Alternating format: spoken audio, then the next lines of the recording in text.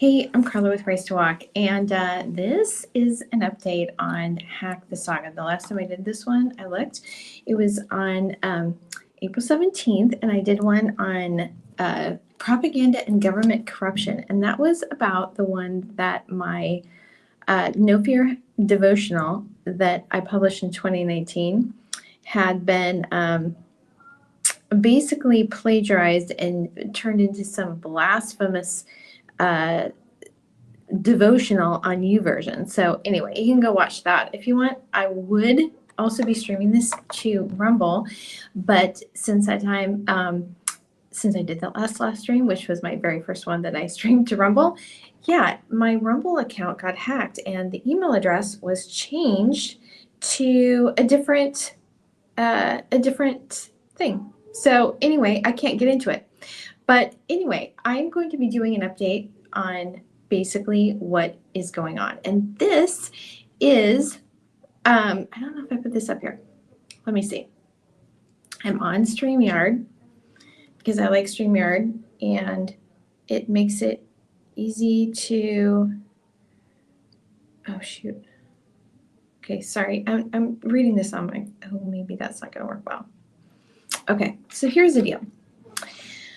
Back in August, I started doing these live streams about just things that were going on. I had been like massively hacked since December of 2023. And I had at that point in August of 2024, when I started doing these live streams, I didn't know what the deal was. I was just like, I just didn't have any idea why somebody would be attacking me.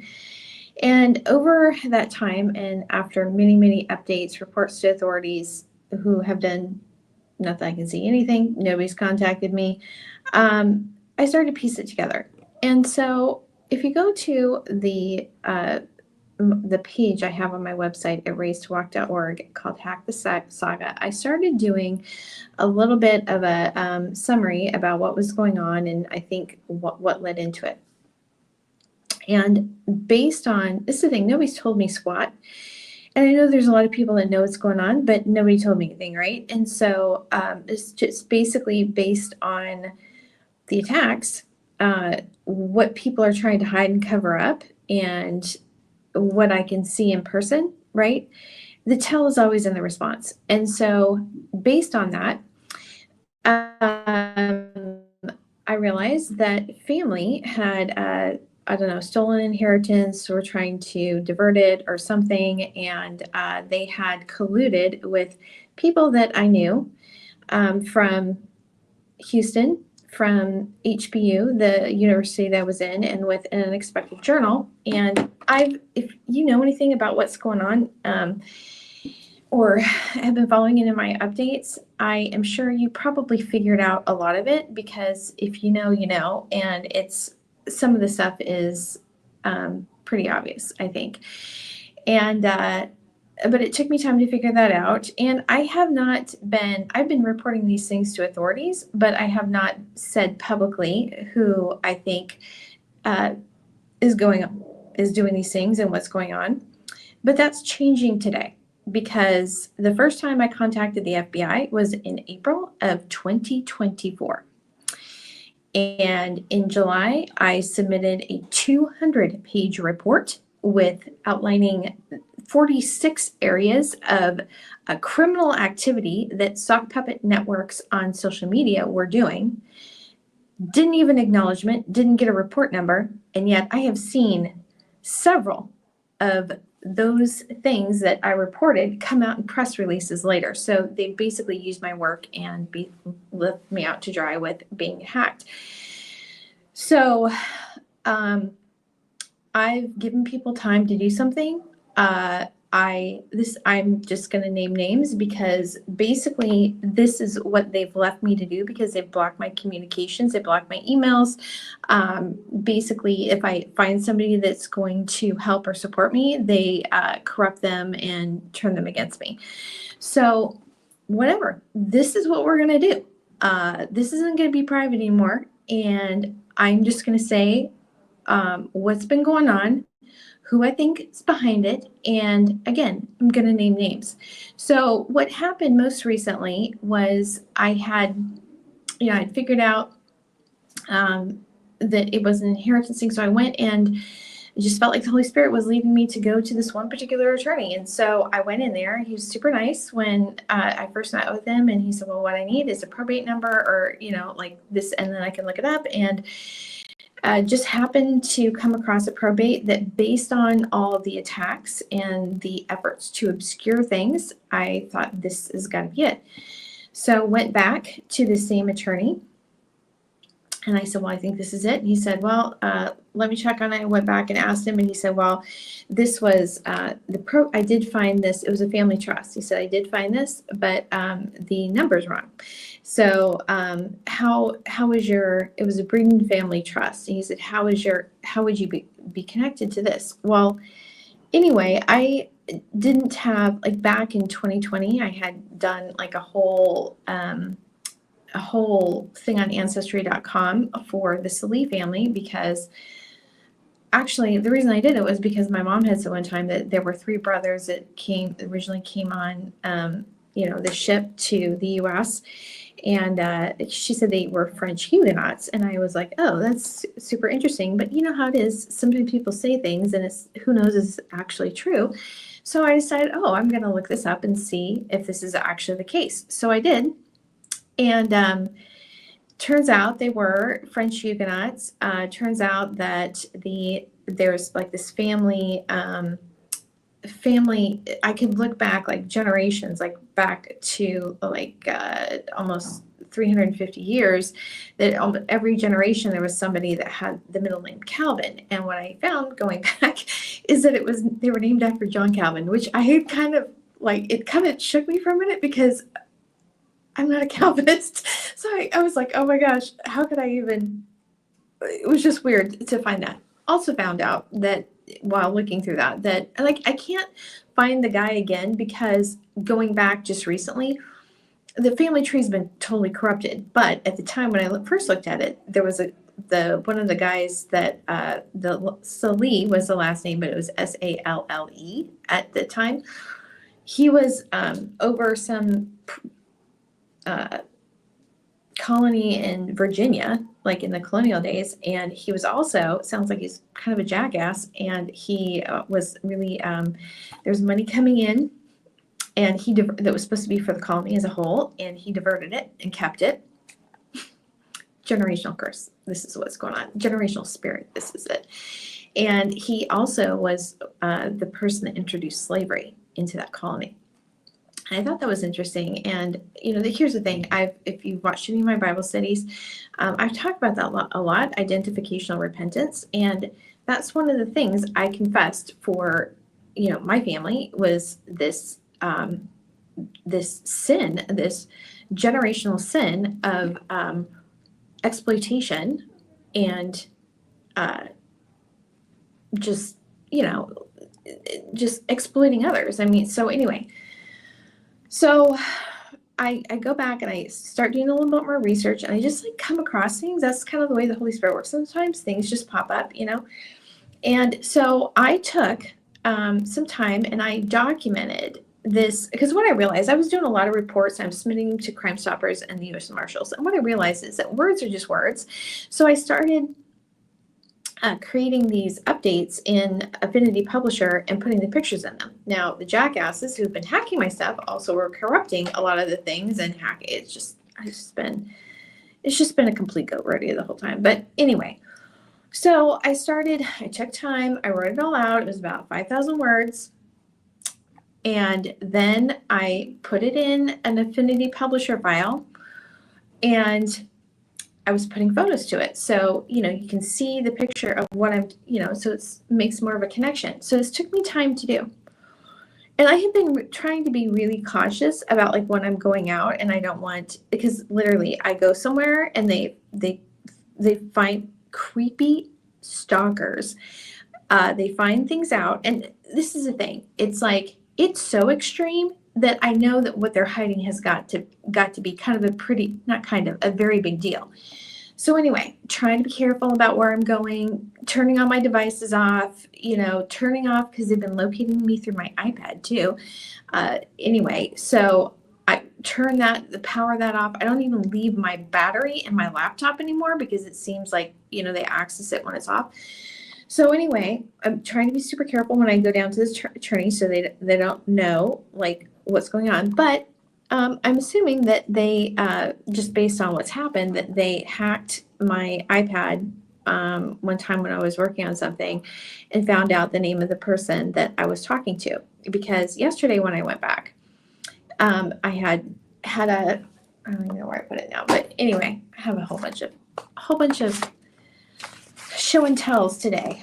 Anyway, I had this little flash drive that I left with him, and his demeanor was totally different. Totally reminded me of back when I went to the Woodburn Police and talked to Officer Joshua Mitchell. This is on August 7th after every single account that I had been hacked. And he told me hacking wasn't a crime. This is the same police officer that had been super helpful when I went in May to tell them about the pirating of the Dostoevsky issue of An Unexpected Journal. Super helpful then.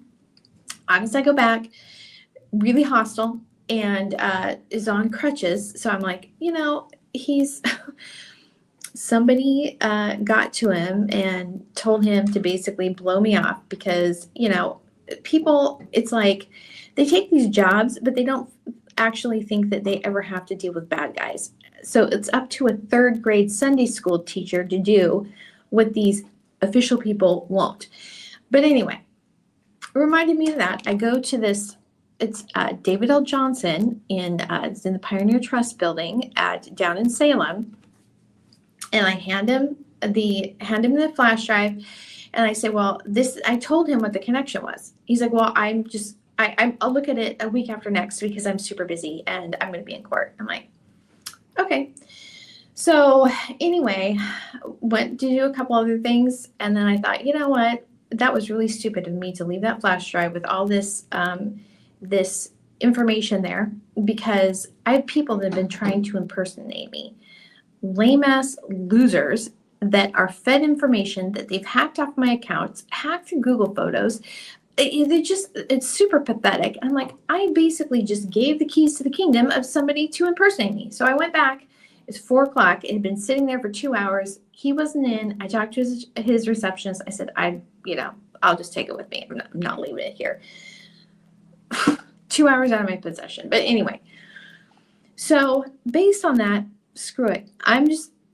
Forget attorneys. I'm just going to put it all out here. And if David Johnson's too busy to look into this for me, maybe there's an attorney out there that isn't going to go hide when bad guys say boo.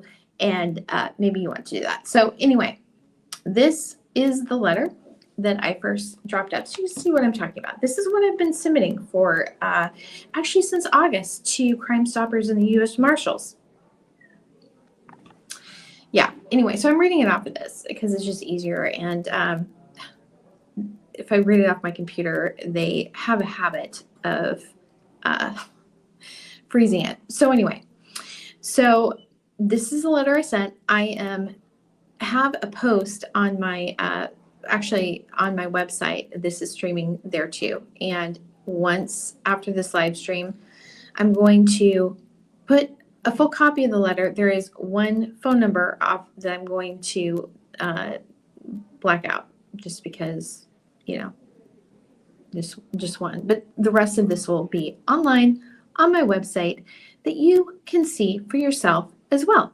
And if you can't access it, my hosting is with Green Geeks. They're located in California. They're a Delaware company, but they're located in California. And it's served through Cloudflare, so it should never be down. So if it is, then it's Green Geeks. Okay, so I'm just going to read it. Just going to read it and go through it. And I'm also going to add a few things that are not in this. So anyway, dear Mr. Johnson, I have spent some time over the past few days researching online records and genealogy databases to see what the possible connection might be to the Braden estate. In 2020, I researched the So Lee family tree, my mom mentioned that the family was originally from the French the Huguenots. I wanted to see if it was actually true, and it was.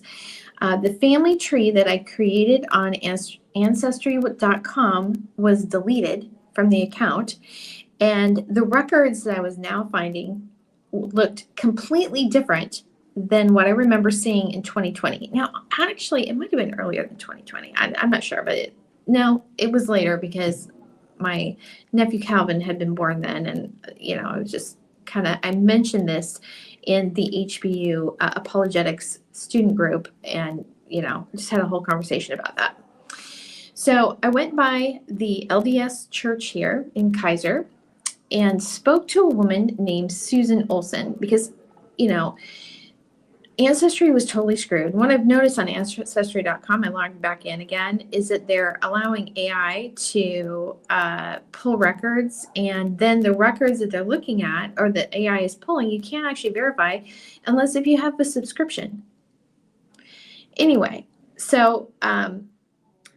I was talking to Susan Olson, and she told me how the LDS database, FamilySearch.org, and how that worked. And she also told me that there was a family research center here in Salem. So the images I'm going to be showing now are from the FamilySearch.org. And if you're not aware, the LDS Church, they have a practice of they baptize for the dead. And so they do this in their family line. Now, I'm not Mormon, and although my Uncle Vernon married a woman, Irene, who's Mormon, and so they would have baptismal records and things on Family Search or with the church. But I do think, again, as I've been talking about, generational iniquity and identificational repentance, I do think that it is useful to know what your family, what they've done, what they've been involved with. And here's the thing about family stuff: they don't tell you the dirt. They don't. So you don't know like all the details. But like the one guy, sometimes they're prominent enough that you know their life story, right? So like that guy back in that Virginia colony, that's what he did there in that colony, both as far as diverting the funds that were supposed to be going to the community, and also introducing slavery. That brings about a generational curse that needs to be confessed. And so I do think that it's helpful. Like I said, I volunteered in a healing room in Kingwood, and there were times when, a lot of times it just had to, when people had, especially chronic illness, we would, a lot of the times it had to do with repentance, things that they had to let go and release. But there were some times when people came in and it was just, I don't know if this was just at first I just thought it was logical. It was a reason. It could have been just the Holy Spirit highlighting it to me, but it was just such a clear, you could just see it so clearly. The stuff that they were dealing with, it wasn't theirs. It was a family issue. But we, as Western Americans who are in this Christian culture, we don't really believe in the supernatural. We have this really kind of facile understanding of, and just really surface level of the magnitude of the consequences of sin. And we just kind of dismiss it. It's like, well, whatever somebody did before, it's not, it's no big deal. It doesn't affect me. And that's not true. So anyway, so what I'm saying is, I don't believe in baptism of the dead, but I do think, like in this case, these things that I found out about, I confessed and repented of. There were certain things like Freemasonry about 10 years ago, but when I did start to learn about it, I just felt like God was telling, bring me to confess and repent of that, because I was talking to somebody and she said, because I'm adopted, I was talking to somebody and she's like, well, it's so prevalent that, yeah, you probably do have it in your family line somewhere, and yeah, you should probably repent of that. So anyway, so I'm just saying, I do think that it's useful to know your family history, especially if you feel like the Lord is leading you to something. Well, obviously, if the Lord's leading you to research it. You don't need me to tell you that. But anyway, So FamilySearch.org is free, but I'm just telling you, there's a lot of fakeness. Honestly, the Family Search is easier to kind of weed out the garbage than it is on Ancestry.com, just to be honest. So anyway, so continuing on the letter, when I started a family tree on FamilySearch.org, I found that the same thing. The Salih family tree actually seemed like every family tree related to me has been corrupted. A fake profile was created for my dad, Robert Eugene Salih. He goes by Gene. So anyway, there was one for Eugene Robert Salih. That's not his name. Had been created and listed as a Eugene Robert Salih. Everyone calls him Gene. There had been some corruption among the sabotage of my grandfather. Oh, yeah, I don't have this up here. Like I said, I'll have more up in PDFs. If you're interested, you can download it. So whatever people are trying to hide and fake, guess what? It's going to be available to the whole world. That's what you get for screwing me.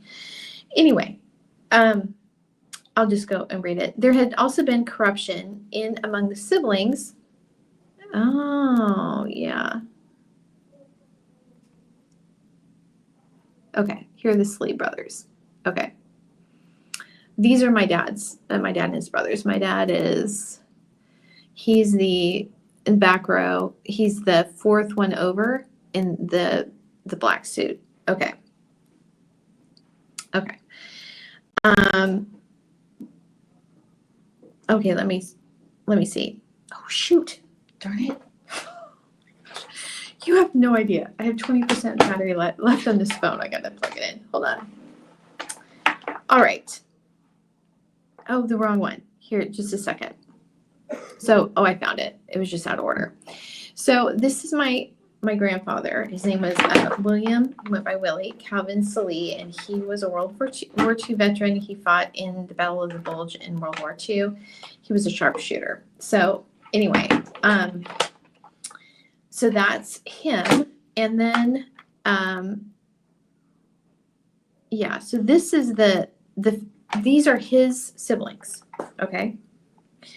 So let me read this again. There had also been corruption among the siblings of my grandfather, Willie Calvin Salih. His sister Pearl was listed as Tressia Pearl Salih Breeden. Her name was not Tressia. It was Pearl. I don't remember a lot of the details about my grandfather's extended family, but I do remember the sisters, Pansy and Pearl, being mentioned frequently. And I had told him this on Friday. As I mentioned on Friday, my family and I visited Salih relatives in Fort Smith, Arkansas when I was about 12. I don't remember exactly, but it was around then. I believe we visited with two of my grandfather's brothers, Bob and Charlie, but I remember more Hope Breeden and her son, Spence. There was also a daughter, but I don't remember her name. A year or so after our visit, Spence came and spent the summer with us when we lived at 20946 Hubbard Cutoff Road Northeast in Aurora, Oregon. There was also a sister, so this would have been the aunt of Spence, named Celeste Breeden. So when I first exported this, okay, is it here? No, okay.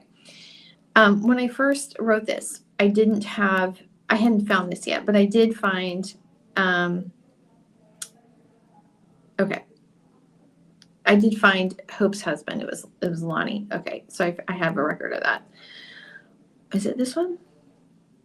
No, that's something else. Okay, let me just go back up here. Oh, here it is. This is it. Lonnie Breeden found that. Okay. One of the women we met with when we went to Arkansas was Joanne Dunaway. She is Bob, brother to my paternal grandfather, Salih's daughter. So it's my dad's uncle's daughter. They're cousins. Okay. She was very close to my grandparents and their family. When they lived in Arkansas, she has many pictures of my dad and his brothers when they were young. Joanne Dunaway is also a sort of family historian. In 2011, two of my cousins on my dad's side started a Slee family Facebook group. Joanne shared many photos of the family. I do think that the original photos were valid, but however, after beginning in 2018, and particularly after 2020, there were many false pictures and relatives. I also think that some of the comments on her Facebook page have been edited. So here's the thing. Looking at Joanne Dunaway's, I'm friends with her on Facebook, but looking at her profile now, either it's a fake profile, like either one that they moved me onto, or I think it's one that's been hijacked, and I don't know that she's actually running it anymore, just to be honest. And in this flash drive that I left and then went and took back with David Johnson, I had a whole list of folders. That's what this is, with documents in there, but I also included that working file. I was just copying and pasting photos as I was researching, what was going on. So anyway, I have a working file of the photos shared with Joanne Dunaway on Facebook. See working photos, and even some of those with older dates I think have been edited and falsified. Even some of the names. This is what I noticed. They went back and edited. Whoever took over her account went back and edited the comments. As I mentioned, I have no idea why I would be heir to a breeding family estate. However, based on the attacks and manipulation over the past year, I know that someone thinks I am, or something related to that. I actually came across some other information yesterday. And considering this extreme nature of the attacks and the persistence, I am assuming it must be sizable. So here we go back up to this. Which one is this one? Yeah. So you can see here. Do you see this? This is on the Family Search one, the LDS churches. I know they don't like to be called Mormons anymore, but the Church of Latter-day Saints is such a long name. But anyway, this is who was putting up the fake accounts, right?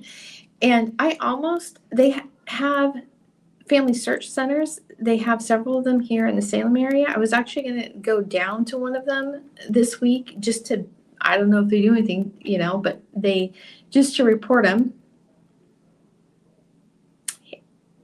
Oh, is this going to show? Hey, okay, I haven't done this in a while. So anyway, I was going to go back down and report them that they're faking stuff on the family search site. Because here's the thing, unless if the information is accurate, that's the only value that the database has. If it's a bunch of junk on a site like Ancestry.com, it's worthless. What good is it? It's not worth anything. Anyway, okay. All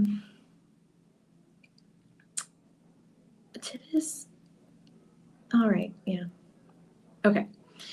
So let me start again. My cousin, Diane Celie Nelson, daughter of my Uncle Vernon, who passed away in 1993, and her daughter, Dana Nelson McMillan, have been falsifying the Celie family tree. I actually filed a report with the U.S. Marshals when I realized, now this is back in, I'm just going to show you, types of things I've been reporting, and also the extent of it. So this is something I filed on December 15th, 2024. And this is when I realized that I can tell by my Google Photos, because they keep hacking it and corrupting the tags and things.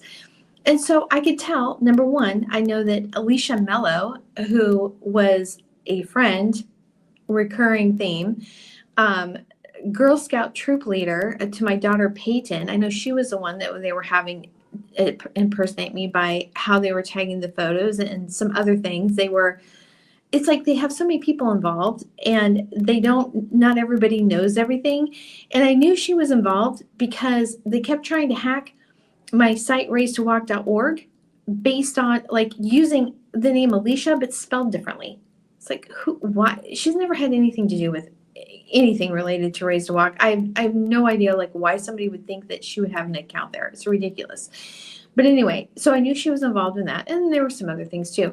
But the top one on the right is had a screenshot of it's like I report things and then like a person will get found out. And so then they go find somebody else to try and impersonate me. And so I had looked, I was just going through my photos and there was a message that on this, that picture, it's like on the top right, that they had gotten, I have one picture of my Aunt Irene from like the 70s, I think.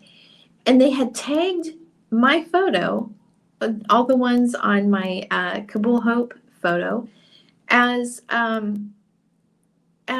Irene. There were like 200 photos. I was like, okay, so again, the tell is in the response. It's like you show me. It's like a circus of criminal clowns. You show me exactly what's going on. It's ridiculous. Okay.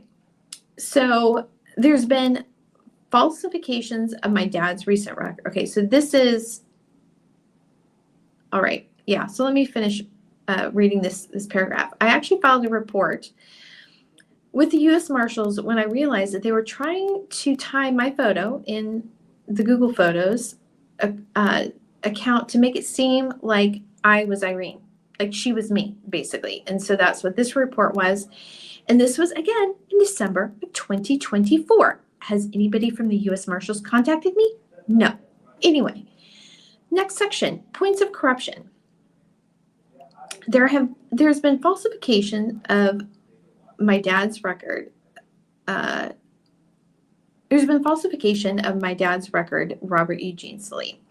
There's been an attempt to obscure the identity of Bob Salee, my grandfather's brother and the father of Joanne Dunaway. I don't know if this is because she could clarify relationships or if it's something else. I don't even know if she's still alive, but in a comment on an old Facebook post, she gave her phone number as, and I'm not going to give it. I mean, it could have been edited in, and I don't even know if it's a valid phone number.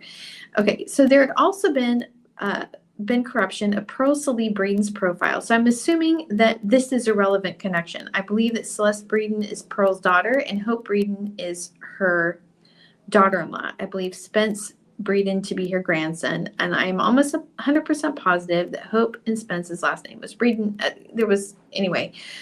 So that should have meant Hope's husband was Pearl's son. And then again, after I wrote this, I found this record. So it was Lonnie Breeden. Okay, so the thing is, I had found an obituary that published in the Kaiser Times in the beginning of 2017. So what I'm reading next so this is like part of like, I realize that this sounds crazy, but this is the amount of manipulation that's been going on. And just based on what I've seen, I honestly don't think that this type of manipulation is actually all that uncommon. I think that there's a lot of people that have been targeted by this and by this type of thing. So when I taught Sunday school, I taught third grade Sunday school at Second Baptist Church in Kingwood for 6 years, something like that. Anyway, one time I was just talking to the kids, and I said, how do we know what's true? How do we know it's true? So if you had a friend who came to you and he said he saw a purple gorilla running down the street, would you believe him? Because, there aren't such things as purple gorillas, and you wouldn't necessarily see that on a street, right? And the kids were like, no. I'm like, well, what if you knew your friend really well, and you knew he didn't lie? What would you think? Would you pause for a minute and go and look? And I said, but then what if you saw in the news that an albino gorilla had escaped from the zoo? And then what else? What if you saw that there was an accident of a grape juice truck that fell and hit this gorilla and stained it? I mean, sometimes things that are improbable are actually true. And so all of this that's been going on, it's kind of a crazy, it is crazy. I was telling somebody the other day, I used to think when I started working with the Afghans, part of the fun was just people's response when I tell them what I was doing, because I really like to do it in person, because when you are telling somebody the story about what's going on, I can see it in their face. They're kind of like, what are you doing? And so anyway, but this is like crazier. It's like, I almost feel like God got me like connected to the Afghan. So when this started happening, that it wouldn't seem, I mean, it's still a little crazy to me, but I don't know, maybe it's not as, I've heard a lot of people's stories since then, and I realize it's actually not as crazy as I think. But anyway, so what I'm talking about in this next part was an obituary I had found, or I found a legal notice published in the Kaiser Times in Kaiser, Oregon in January of 2017. So when there's an estate or probate or like sales or storage sales, they're required by law. I don't know what it's like in Texas, but they're required by law to post a notice in the newspaper. And what I found as I was that, anyway, so I'll get to that part later, but this is in the physical copy. And so then I did a search for the person's name, and there was an obituary. So this is what I'm talking about, okay, when I said there's an obituary. As for the William H. Breeden obituary, the wife who passed away in 2015 was listed as Harmony. However, I believe that many of the details of the obituary to be fake. Actually, I think the whole thing was fake. I know it was. Anyway, as was the probate number, because that's what he said. It wasn't, he said, I found the trust, but this wasn't the right probate number. Okay. There was a William Breeden listed as Pearl Slee Breeden's husband, but it was a different middle name. But as I said, many things have been faked. What actually makes me fairly certain that this is a connection is that in addition to the identity theft in regards to the inheritance, people are also trying to steal my identity because they already stole my words, and there is a political connection to that. So this is a screenshot of my very first, oh wait, let me take the banner off. Okay. My very first Bible study, live stream Bible study that I did in 2019, and it was on, well, it's mainly on Athaliah, but it was on, I think it was Jehoram. I have to go back and look at what the actual study was, but that was my very first Bible study that I did. I've mentioned this before. I have felt like God's been telling me to do videos for a long time, way before I started doing them. If God tells you to do something, do it. Because if I had started doing videos back when he told me to, they wouldn't have been able to do any of this. Anyway, but I delayed. So don't delay. If God tells you to do something, do it. Anyway. Okay. So let me continue on. Okay. So I think when I began, I'll go to the full screen.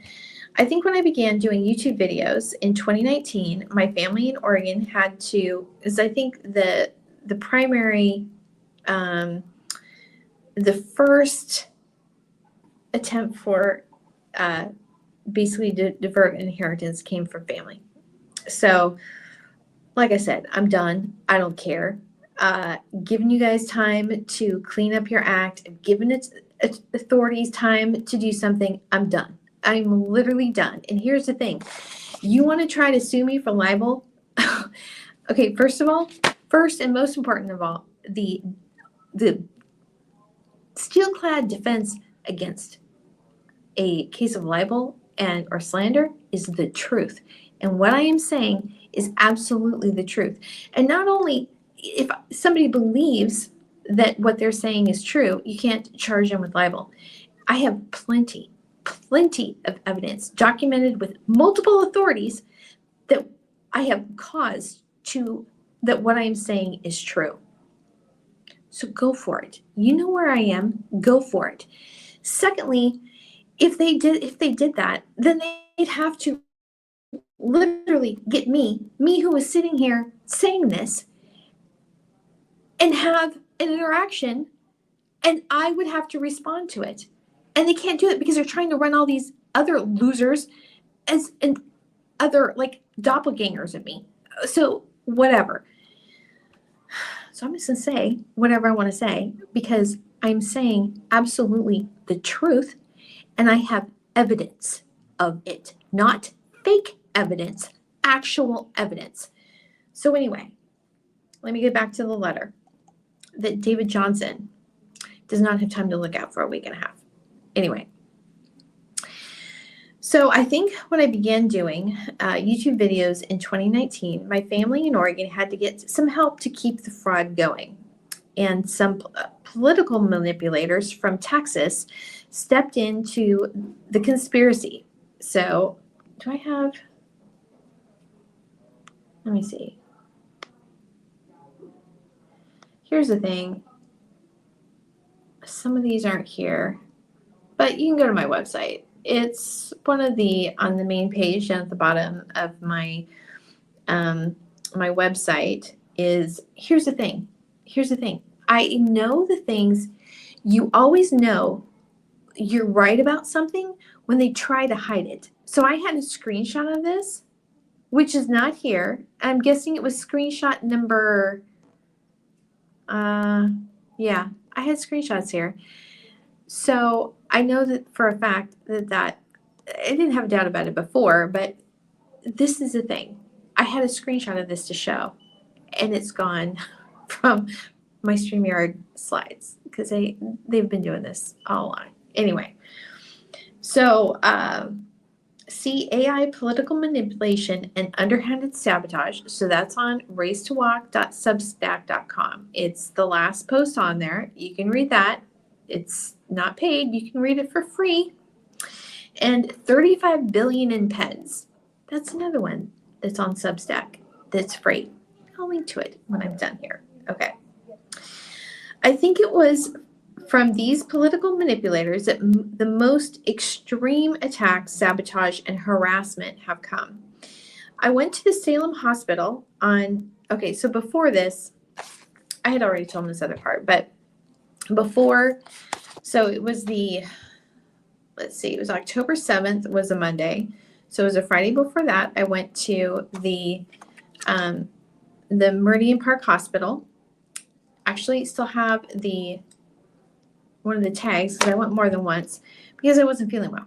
And at this point, there had been so many things that was going on. I knew that my family, my mom, my dad, my brother, my sister-in-law were part of the conspiracy and that they were colluding with, I didn't know, started kind of realizing this all at once. And I was pretty sure they were poisoning me. I went into the Meridian Park Hospital and was feeling really off, this is in Tualatin, Oregon, talked to a counselor there when they had heard what was going on.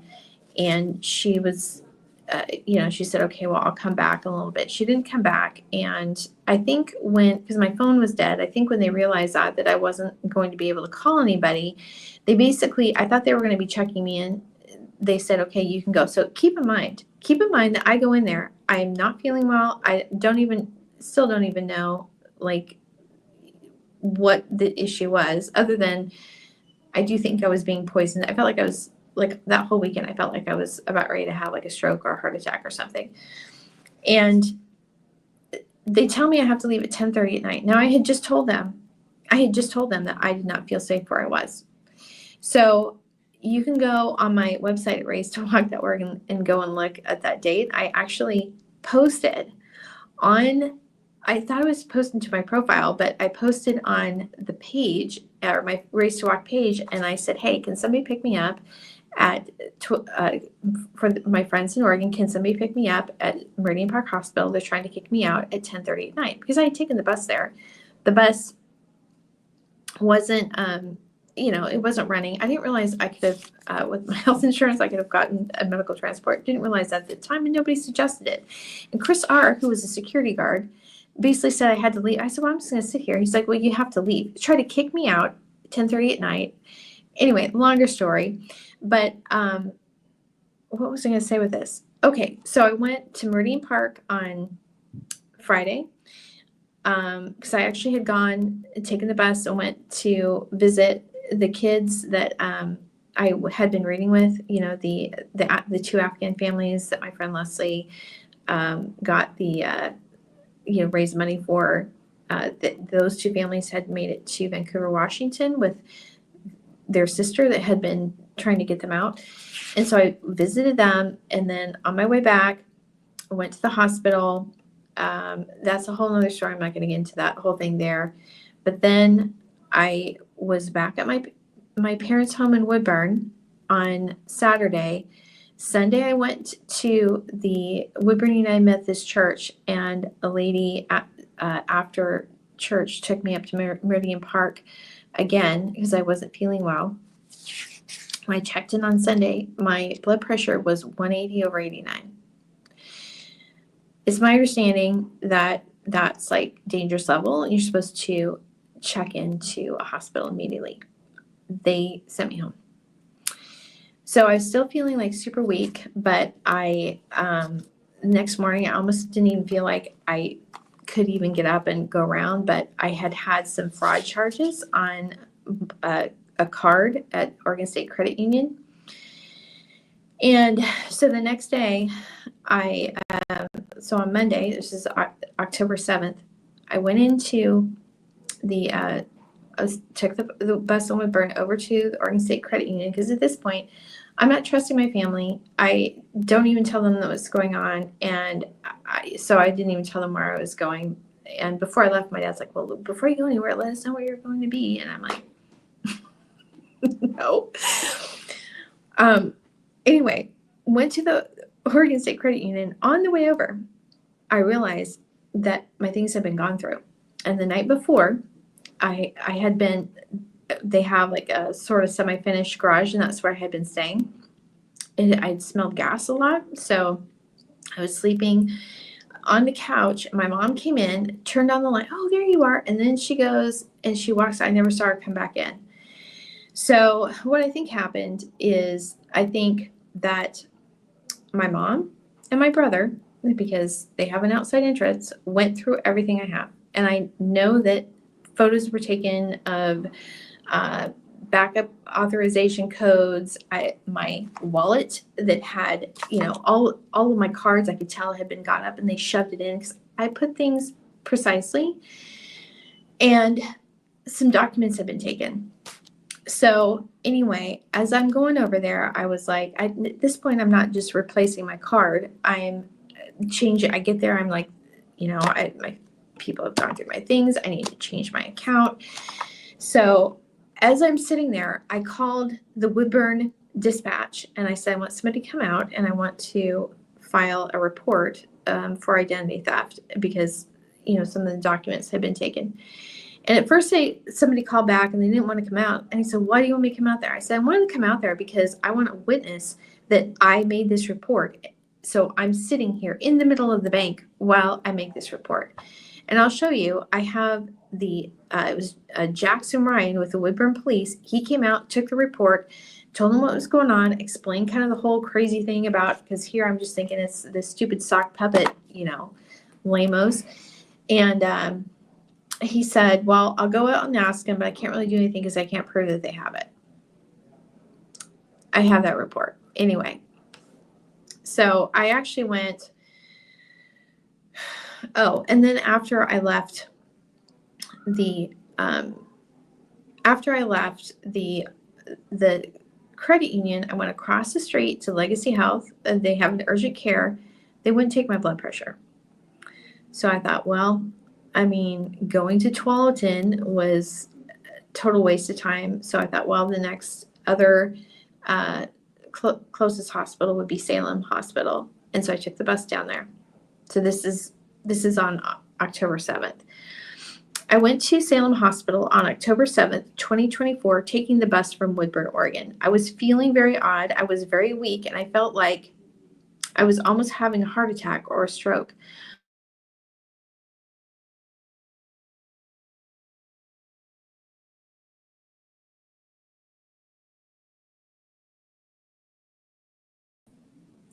So that just, here's the thing, Brian, you can go screw yourself.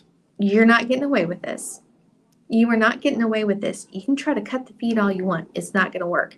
Anyway, I said, if my family asked for me, I did not want them to know I was there. My suspicions had been confirmed that day that my parents, brother, and sister-in-law were party to the attack. Because the next day I sent a message, and again, keep in mind, I did not tell them where I was. I didn't even tell them I was going down there. I was in the emergency room, or in the room, and then I look, and like about 5 or 6. So keep in mind, I'd been gone since like 9 o'clock in the morning. But at 5 or 6 o'clock, I started getting notifications that somebody had been trying to access my my Google account and to log into things, right? And so the thing is, I had the two-factor authentication on, and I think when they started sending me messages, oh, where are you? Where are you? They realized that they weren't going to get into anything unless if they had my phone, which it's not on this one now. But if they couldn't get into it unless if they had my phone with the two-factor authentications. I think that's what they realized. And so then they started sending messages about, oh, where are you? The next day I sent them a text message basically saying, you need to stop. If you stop right now, I won't press charges for attempted murder. And just said, I didn't know specifically what it was. I just knew there was a thing going on. And my sister-in-law, Teresa, said, oh, well, people it's been really stressful for your parents. What, did I exist? Did I exist as stressful for them? Because I didn't interact with them, especially after, here's the thing. This is not in the letter. So these are details that are not in what I'm sure has been already transmitted to jackasses. When I went back in February 2020, I told Charlotte Thomason this. She's part of the conspiracy too, but I told her this. It was so, I know my dad had always been verbally abusive, but when I went back, it was so bad, and it was so extreme, so like to my mom, so hateful. It was just, I'm thinking, was it actually this bad and I'm just not remembering it? Was I so used to, I didn't know. I didn't know if it had been gotten worse or if it was always that bad and I just hadn't remembered it. But what really surprised me was the change in my mom, because she was like really critical and not even like just antagonistic to my dad, but she was also like really negative about my sister-in-law. It was like almost a completely different person. It was so weird. And that was another thing I was thinking. Was she always like this, or did she change?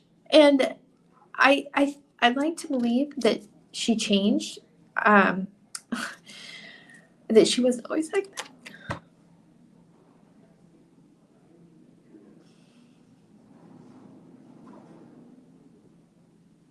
Anyway,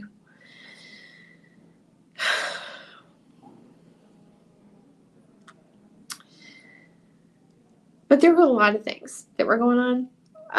There was one postcard that came in that had my brother's name on it, as far as like it was almost like he owned the house. He isn't. I don't know. I actually went to the county records to see if I could find any recordings of anything. I didn't. It was just that was weird. I started getting all these phone calls, like I was the owner of the house, and I'm like, I have no interest in this. I don't have anything to do with my parents' house. I don't have ownership of it. So why would I be getting this? Anyway, so there had been a lot of things over a period of time, and it wasn't just one thing. It was a number of things. And it was the way weird things, responses that the way people should have acted like normal human beings, those things did not happen. And it was reactions to things and the things I saw. So it wasn't just one thing, but it took over time to realize this. But by October, when I left, and I did not go back, that I did not trust them. I did not not want them to know where I was. Okay. So, but the next day, my sister-in-law said, "Oh, well, people at She was like, it's been really stressful for your parents. And, the people at Salem Hospital can help you. Like, I need mental help. Okay, I'm not a crazy loser that thinks that they can steal an entire identity of a person. Okay, I'm perfectly sane. Y'all are the crazy ones.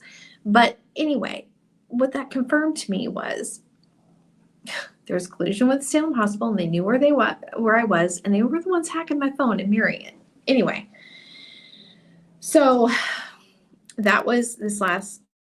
My suspicions had been confirmed that day. So this is October 7th. And then the next day with the text messages that my parents, brother, and sister-in-law were party to the attacks against me. I checked into the emergency department of Salem Hospital 4 times over the next 2 days. But after that visit on the evening of October 7th, I was waiting for medical transport. So this, I'm talking about that first visit or first time I checked into Salem Hospital. I was waiting for medical transport after they had discharged me and told me that nothing was wrong. I received a notification that my chart had been updated. When I looked at the report on my chart from that first October 7th visit, there was a whole string of fake information on the report, including the statement that I had already left in medical transport. So I'm still sitting there, and I get a notification on my chart that I'm gone. And they had this whole thing about how they had told me how medical transport works and that they had confirmed that where I was going and all of this. I'm still sitting right there. Anyway, I called the Salem police. There were other things too, but that was, you need to, me sitting there is evidence that they faked the report or put false information on my medical report. The people, I called the Salem Police Department to file a report for the falsifications of my medical records. The officer that returned the call from the dispatch said his name was Liddy. Like the Gordon Lily that was like the main person in not the main, there were a bunch of snakes, but in Watergate. As in Gordon Lilly, one of the central players in the Watergate scandal, Susan Harmony was Liddy's secretary. So the report number I was given from the person, I have questions about whether this is a valid report. I still have to get a copy of it. With the Salem police was 24-87694. The people creating these alternate realities to cover up the truth aren't that creative. They draw on what they know. Did you know that the guy who was Deep Throat in Watergate, he told Bob Woodward exactly the thing. These people aren't that smart. They're not that smart. Same thing. Okay.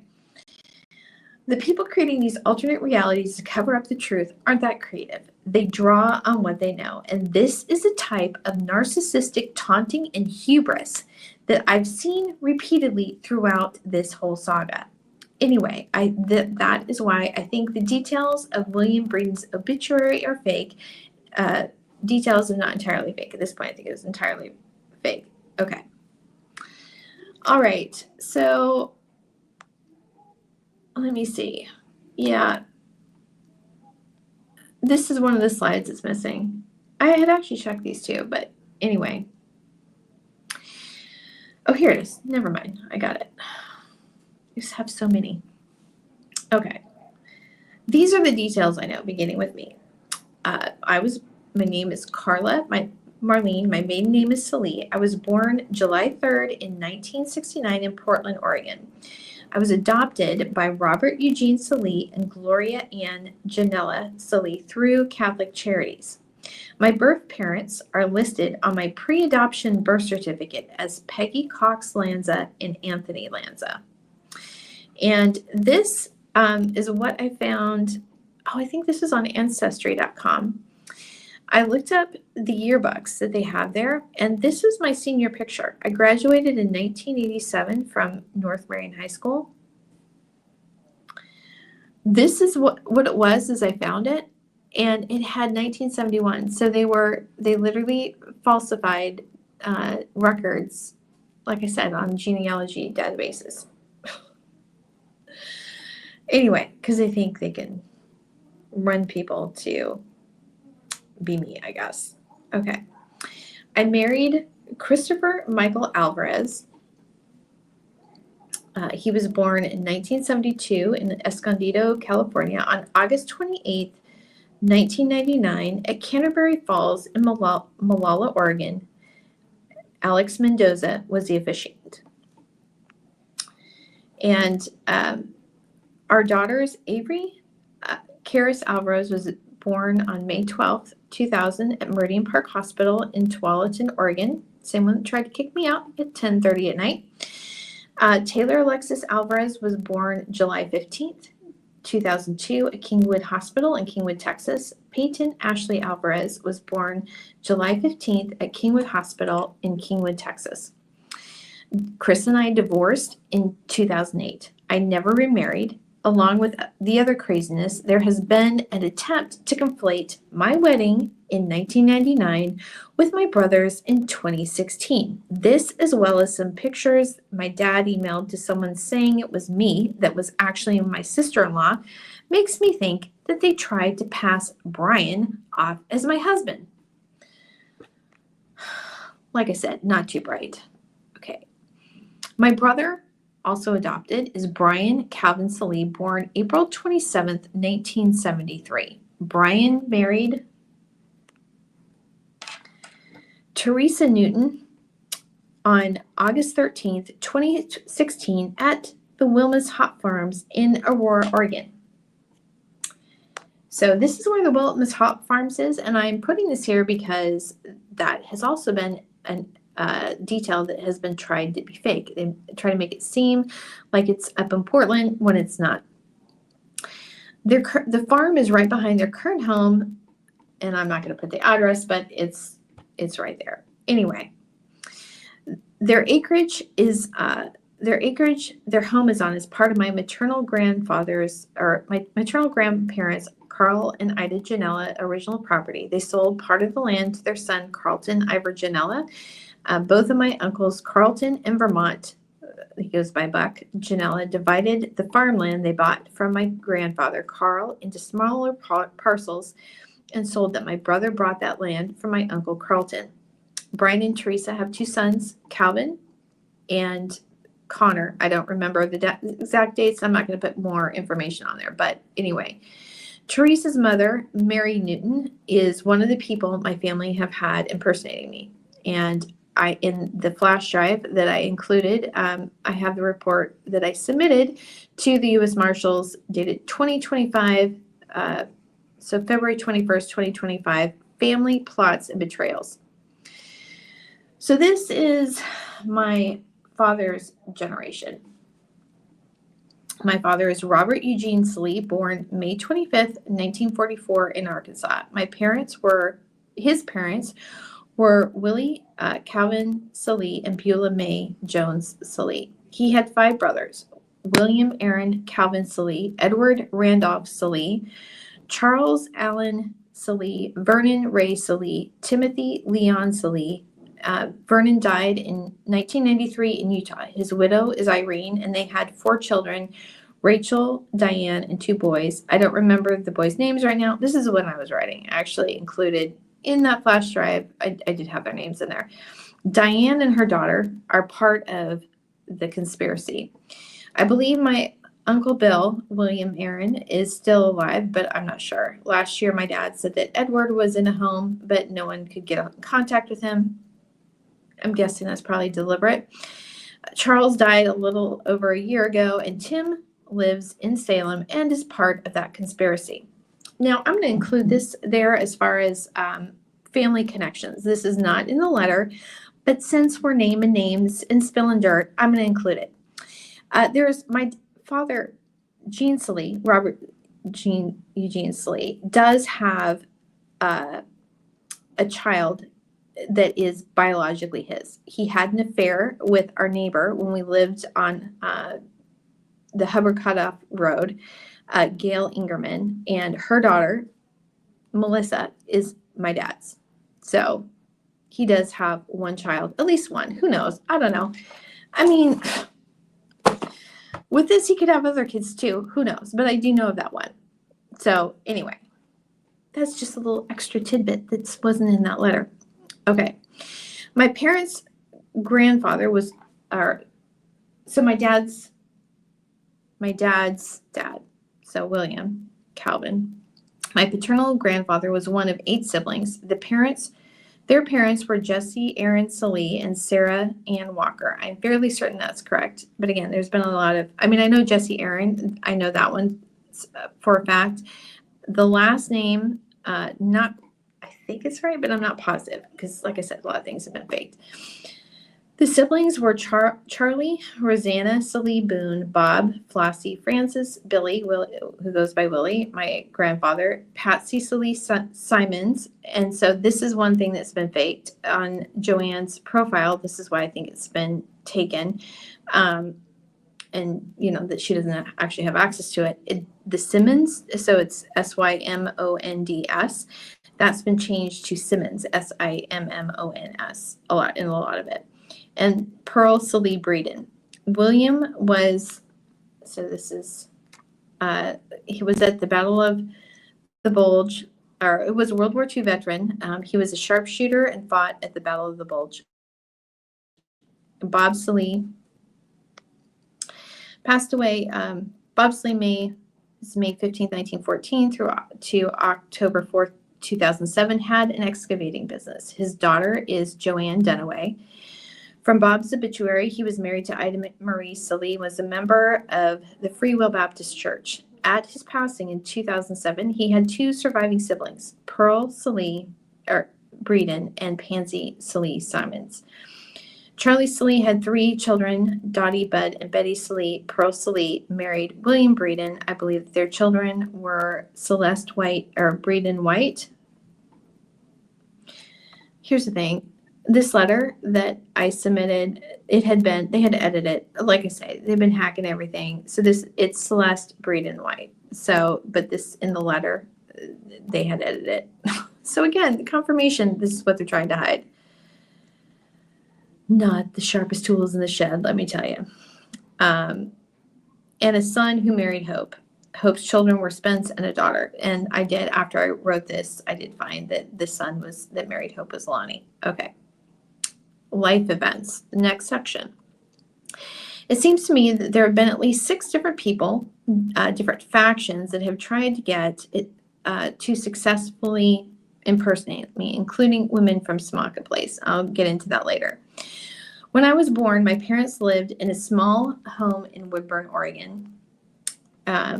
Shortly after, they bought land and built a home on South Arndt Road in Barlow, Oregon. And so if you go down South Arndt Road and then the road that I should have got that goes kind of around to the Pudding River, the house on the corner was the one that my dad built. And actually, George Coble, also not in the letter, extra little detail for you, was a friend of my dad's, and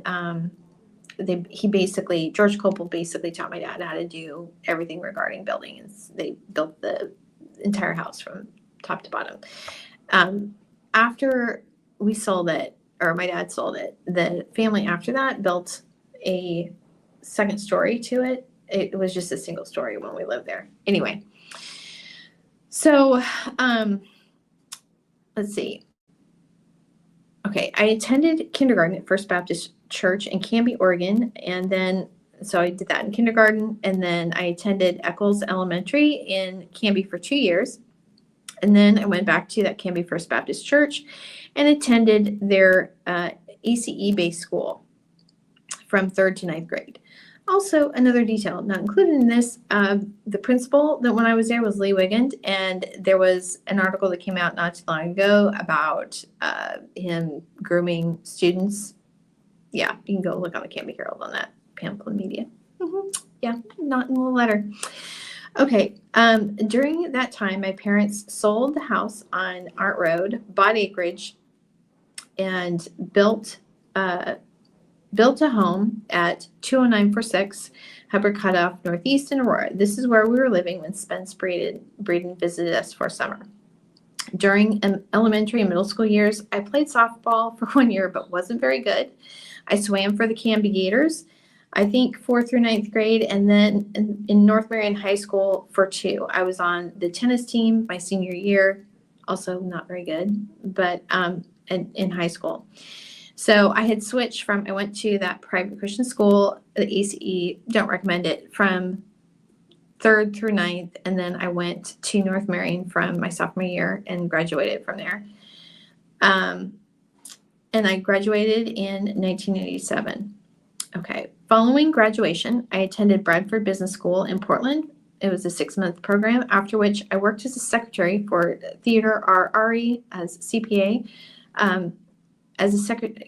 Worked as a secretary for Theodore R. Ari as AHRE in Woodburn. And I started that in 1988. And so I was only there for a few months. And I quickly realized that that was not what I wanted to do. And so I started to take night classes at Chemeketa Community College. And then I went back to school full-time at Clackamas Community College in the fall of 1989. Okay. So I graduated from Clackamas Community College in 1991 with an associate's in business. While at Clackamas, I took my first dance class from Terry Brock, and this is a YouTube video of her. I don't know if I'm assuming she's retired by now, but anyway. And I was on the dance team at Clackamas Community College for a few months. And when I say a few months, it started like in October. These are also not details that are in the letter, but the only performance I remember doing, there may have been more than this, we did Santa Baby, like around Christmas. Anyway, we used Rex Putnam's costumes. Anyway, also in 1991, I got my real estate license and began working for my dad's office in Canby, Saline Associates Realtors. My fingerprints are on file with the Oregon Real Estate Division for that license. During that time, I had my license with my dad's office. I also became licensed as an appraisal assistant. I graduated from Portland State University in 1993 with a BS in Business Administration, with a double option in Marketing and Advertising Management and a minor in Psychology. While I was at Portland State, I was on the local motion dance team from 1991 to 1993. Was a representative in student government and was on the publications committee, and I was also the student chair of Career Information Day. So this is a photo from the 1991-1992 yearbook of Portland State dance team. That part is in the letter. What's not in the letter is what we're wearing were these powder blue t-shirts that were not what we ordered. Huge drama. First bonding moment really in the with the dance team. That was like the whole thing. So also in this one, now this is on again, I think it's a fake profile or something on Facebook. My friend Cheryl Ross, she was on the dance team. I was on the dance team for the Oregon Thunderbolts, which was I guess they call this semi-pro team. It was owned by Mike Erickson. He's like some sort of Oregon rep now. Anyway, this is a fake photo. I was not on it that year. I do have another one that we had similar costumes, but they were red. That's been photoshopped in. That's not actually me. Okay. And then this is another one. So, and this is from my notes in there. So this was from the second year of that I was on the dance team. So it was 92 to 93. And I can't tell if it's just super blurry or if they changed a face, but in it, I identified who the people were, but it was, so on the right in the splits is Cheryl, her maiden name was Ross. On the left is Joanne, or Jennifer, I can't remember her maiden name. It's Lohman now, but I could, if I thought about it, I could remember it. And then in the middle row is Heather I mean, they're all married now. But anyway, her maiden name was Dabrowski. And then the middle, I think, is Jessie Bush. And then on the right, it was Janine Hamill. She's married. I don't know her last name now. And then the back was Farrell Fawzard. She wasn't on it very often. So if you ever see anything else, she did like maybe one or two, and then she was like gone and disappeared. So anyway, and then I'm in the back, right? So anyway, going down. After graduating, I worked full-time selling real estate at my dad's office, Celine Associate Realtors in Canby. I was also, so this was the Oregon Thunderbolts, not the actual one. I was also on the Oregon Thunderbolts dance team, then owned by Mike Erickson, now in some state political office, and was on the dance team for the short-lived arena football team, the Portland Forest Dragons, in its inaugural year. I also choreographed and taught a routine for the Portland Rose Festival Court. I think this may have been in 1995. I don't remember specifically, after being recommended to do so by Terry Brock. In 1994, I bought a condo in Westlake Village at 12638 Northwest Barnes Road. I lived there until 1995 when I sold it and bought a lot at 5289 Springleaf Court. I built a home there as a general contractor and lived at my parents' house while the home was in process. At that time, they lived on Bentgrass Court in Kaiser. After moving to Kaiser, I switched my real estate license to Coldwell Banker Mountain West in Kaiser, Oregon. My managing broker at that office was John Kelly. Connie Hinsdale was another broker in the office. After I married Chris Alvarez in 1999, we lived briefly at my home in Kaiser. Then we moved to the Illahee Townhomes in Charbonneau. We were only there for a few months when Chris, who worked for Transport International Pool, it was TIP, it was a GE company, was transferred to their office in Dallas, Texas. So the reason I give all these locations is because there's been people trying to fake like where I was, like, I don't know, Florida, down in Corpus, just anyway, so that's why I'm giving specifics. We lived in an apartment in Louisville. I don't remember the address, and I only have my tax records back to 2003 on my laptop while Chris worked at the Dallas office. My oldest daughter, Avery, was only a few months old, and so I did various freelance projects and stayed at home with her. Chris was transferred to the Houston office in spring of 2002. We first moved to the Lodge Apartments at 938 Kingwood Drive in Kingwood, Texas. Kingwood is actually part of the city of Houston, but it will come up, the address will come up on databases as Humble or Kingwood. And it's Humble with an H. I know, but that's how they pronounce it. We lived there for a few months and then bought a home on Riverlawn Drive in Kingwood. As I had been doing freelance projects since I moved to Texas, I filed a DBA for Legacy Marketing Services, and my domain.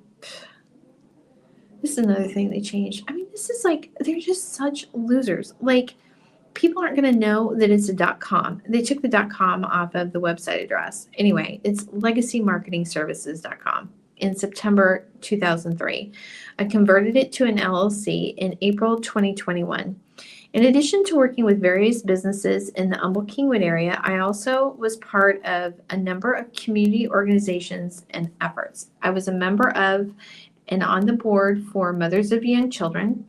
I did that, and this is, I've said this before, like everything that I ever did after that, I kind of got steam from being on Mothers of Young Children, because I was in Texas. My ex-husband was verbally abusive.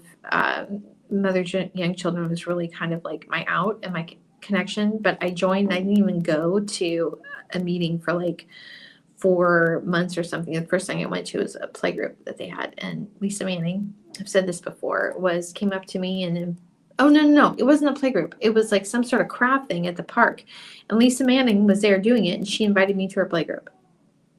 So we got in a play group and got involved with the organization and did their newsletter and all of that. Anyway, that was also the first 501c3 that I took through formation. Anyway, that is not in the letter that people think that they can steal and fake me. Anyway, Um, I was a member of the American Business Women's Association, ABWA, in Humble, and the Kingwood Chamber of Commerce briefly. However, after my divorce, juggling everything became difficult, and I pulled back from many outside activities other than those related to my girls. So I was one of the people who launched a community Easter event called Picnic on the Park, and I organized that.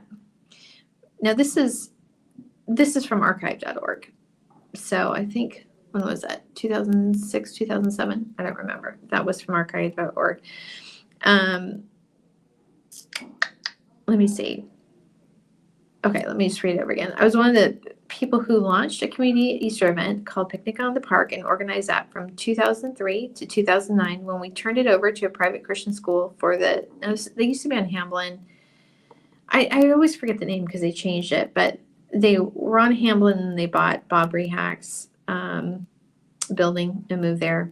It's that one. Anyway, so we turned over them for the 2010 event. And I consulted with the school as needed that year. They ran it. The next year, it was turned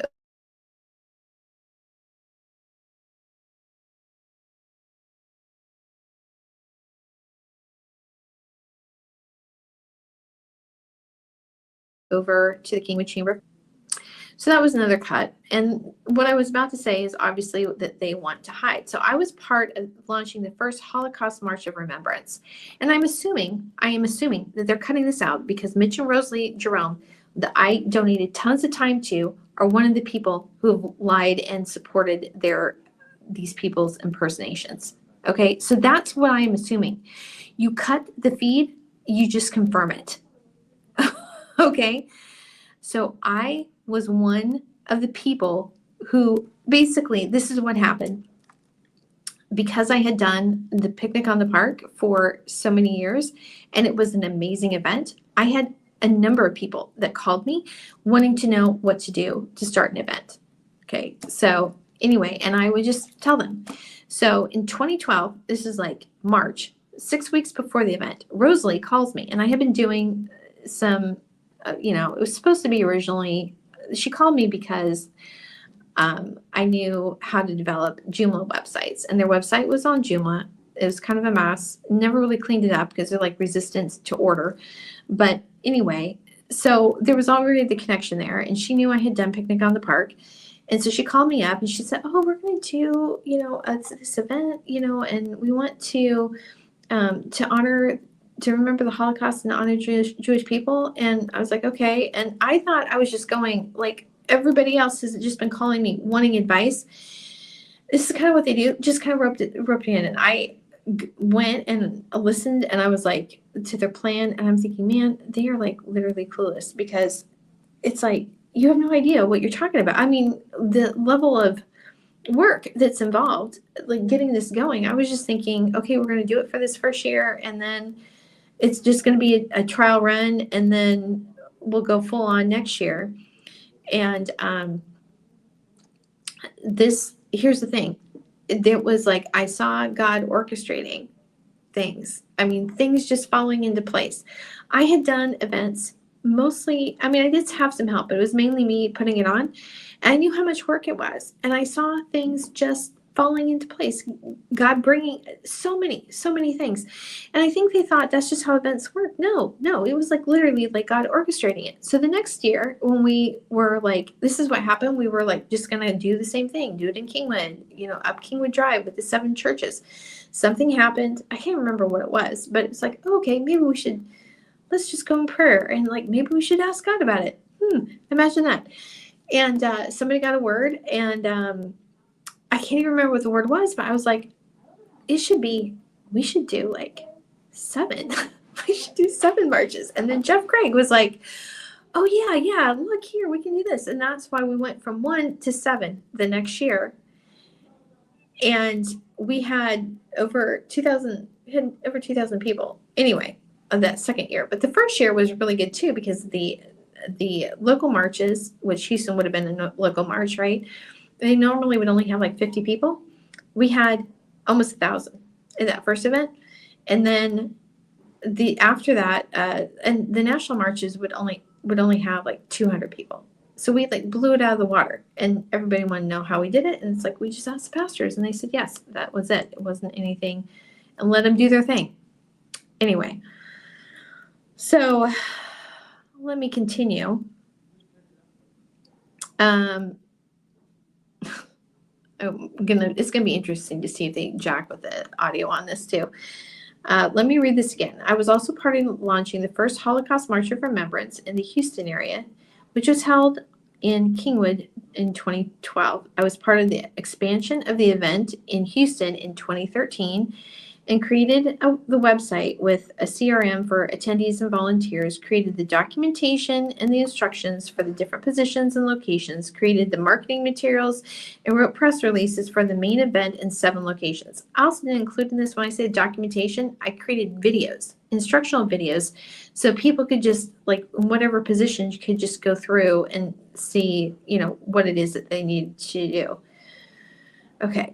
In 2013, I launched my site, raised2walk.org. At the time, I was ghostwriting for Mitch and Rosalie they had the crossover project, and then, I'll say that. The website for the ministry is no longer online. Okay, let me read this again. I launched my website, raised2walk.org, in 2013. At that time, I was ghostwriting for Mitch and Rosalie Jerome and their ministry, the Crossover Project. The website for the ministry is no longer online, but in the letter, I give a link to archive.org, which is there now, but this is a thing. They've been wiping archive too. Their theology is one from a Hebraic roots perspective, which is not mine. As I was writing so much for people that believed some very different things, I launched Raised to Walk to have a place to publish my own thoughts. The Crossover Project was the organization that started the March of Remembrance in 2012. They have since converted that effort to the Holocaust Remembrance Association. Anyway, that's a whole nother story. I was an adult member of the San Jacinto Girl Scout Council from the time my oldest daughter joined Girl Scouts in the 1st grade until my youngest daughter was in 8th. Between 3 girls and as many troops, I was a cookie mom for 9 years and literally ran hundreds of cookie booths. I would like some of these people attempting to impersonate me try to explain my cookie booth strategy. I became camp certified through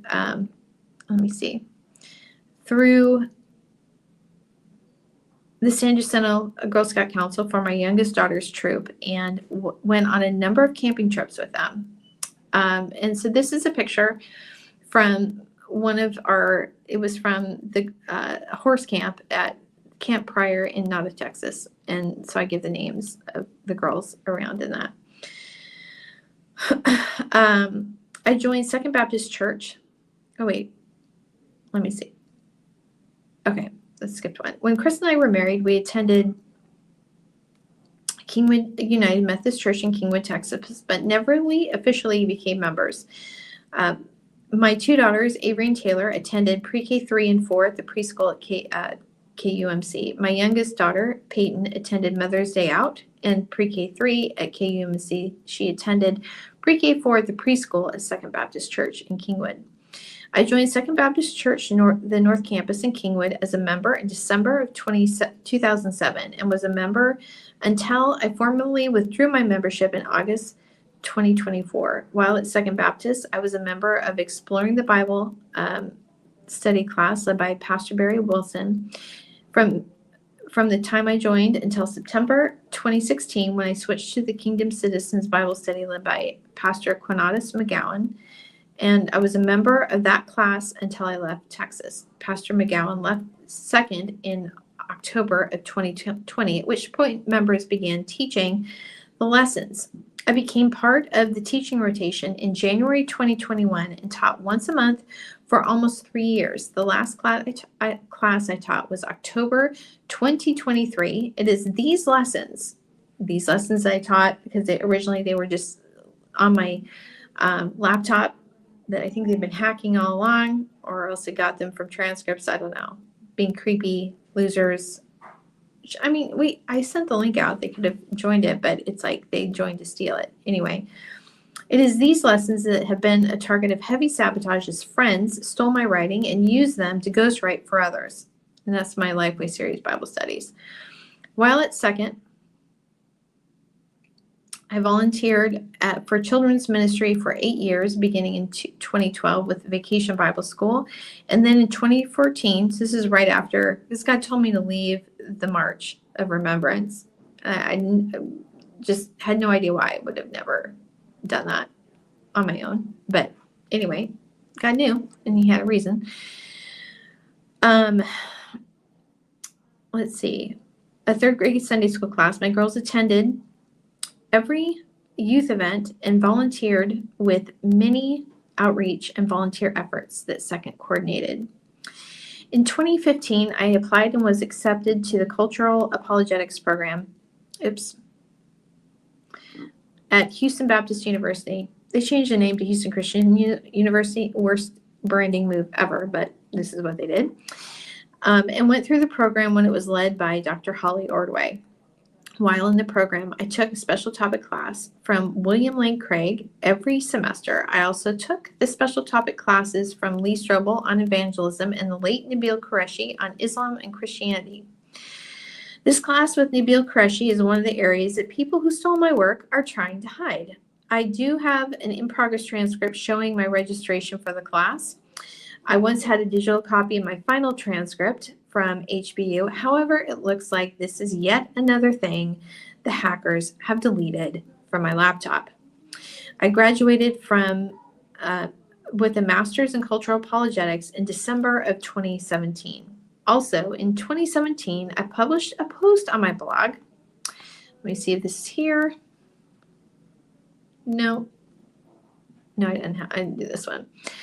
Titled On Hanukkah and Hypocrites, an open letter to Ted Cruz. This is a post that has been heavily attacked and sabotaged.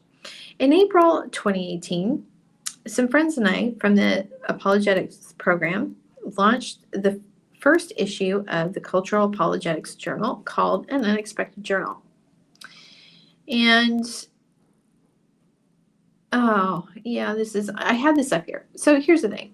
If you go back and look at archive.org for An Unexpected Journal,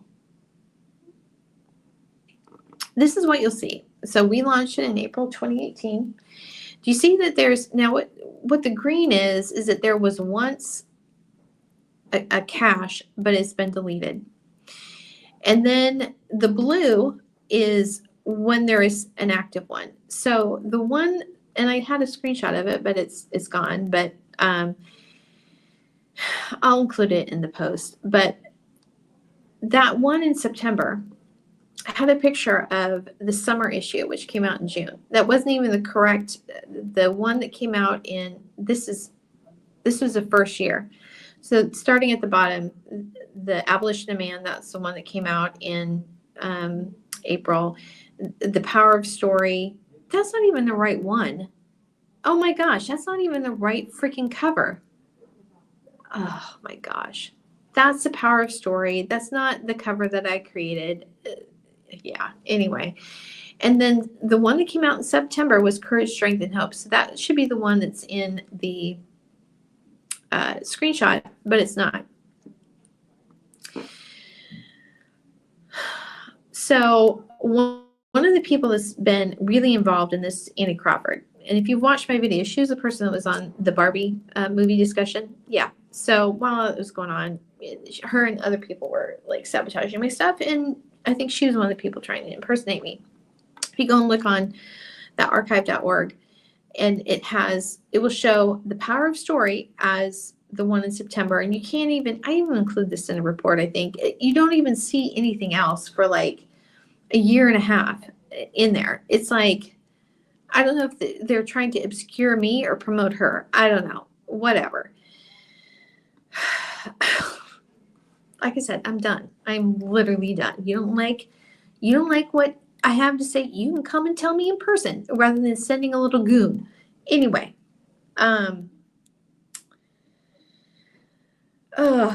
yeah.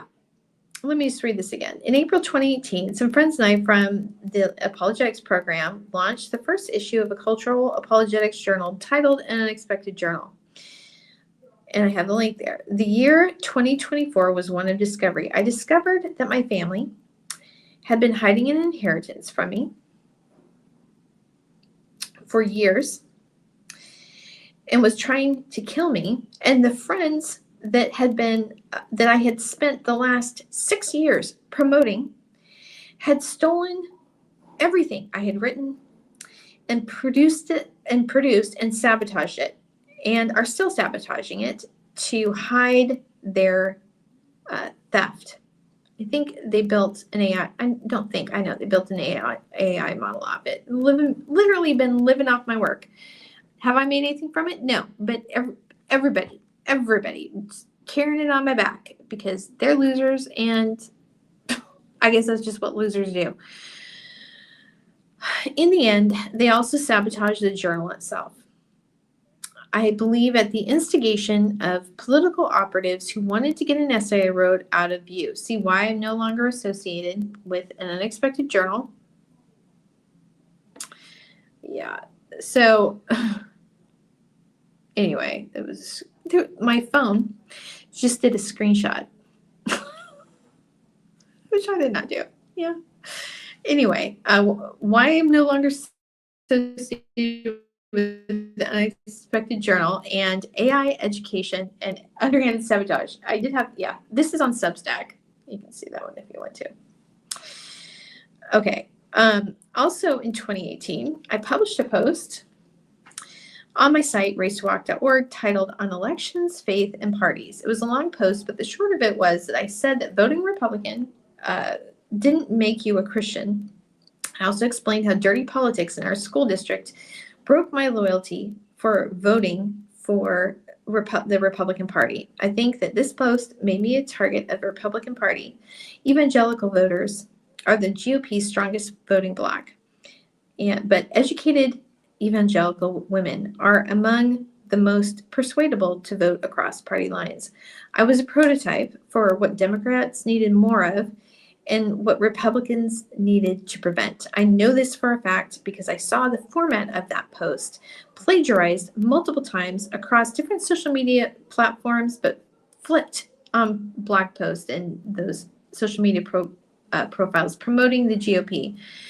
In May 2019, I began doing live Bible studies on Instagram, and in July 2019 began publishing those Bible studies replays as well as book reviews on YouTube. My thought was that people who were interested in both Bible studies and book reviews would be interested in an unexpected journal.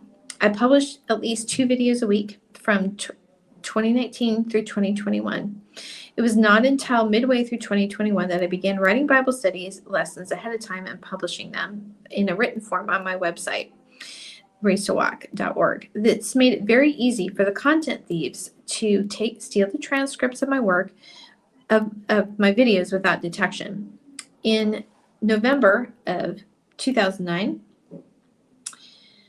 I published a short 7-day devotional titled #NoFear. Not only was this devotional stolen, but it was plagiarized and corrupted into an utterly blasphemous devotional, putting human authorities in the place of God. I didn't discover this until July 30th, 2024, when I came across it on the YouVersion Bible app. It was this that made me realize that my work had been stolen or been plagiarized. See, on propaganda and government corruption. This was the last live stream that I did there. In October of 2021, Mark Andrew Ritchie asked me if I would be willing to teach Bible studies via Zoom in a women's class in Pakistan. I began helping him in his teaching ministry in early 2022. His ministry expanded to include classes for Afghans, Christians who had escaped to Pakistan after NATO pulled out of Afghanistan. I took over these classes with the Afghan Christians in December of 2022. This is my Kabul Hope page.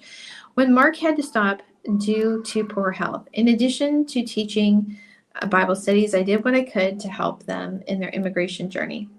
I documented the efforts in weekly live streams all of 2023, and that's on at racetowalk.org, Kabul Hope. I continued these lessons with the Afghans until February 2024 when I came to Oregon. My parents didn't like my involvement, and as I was staying with them at the time, I respected their wishes.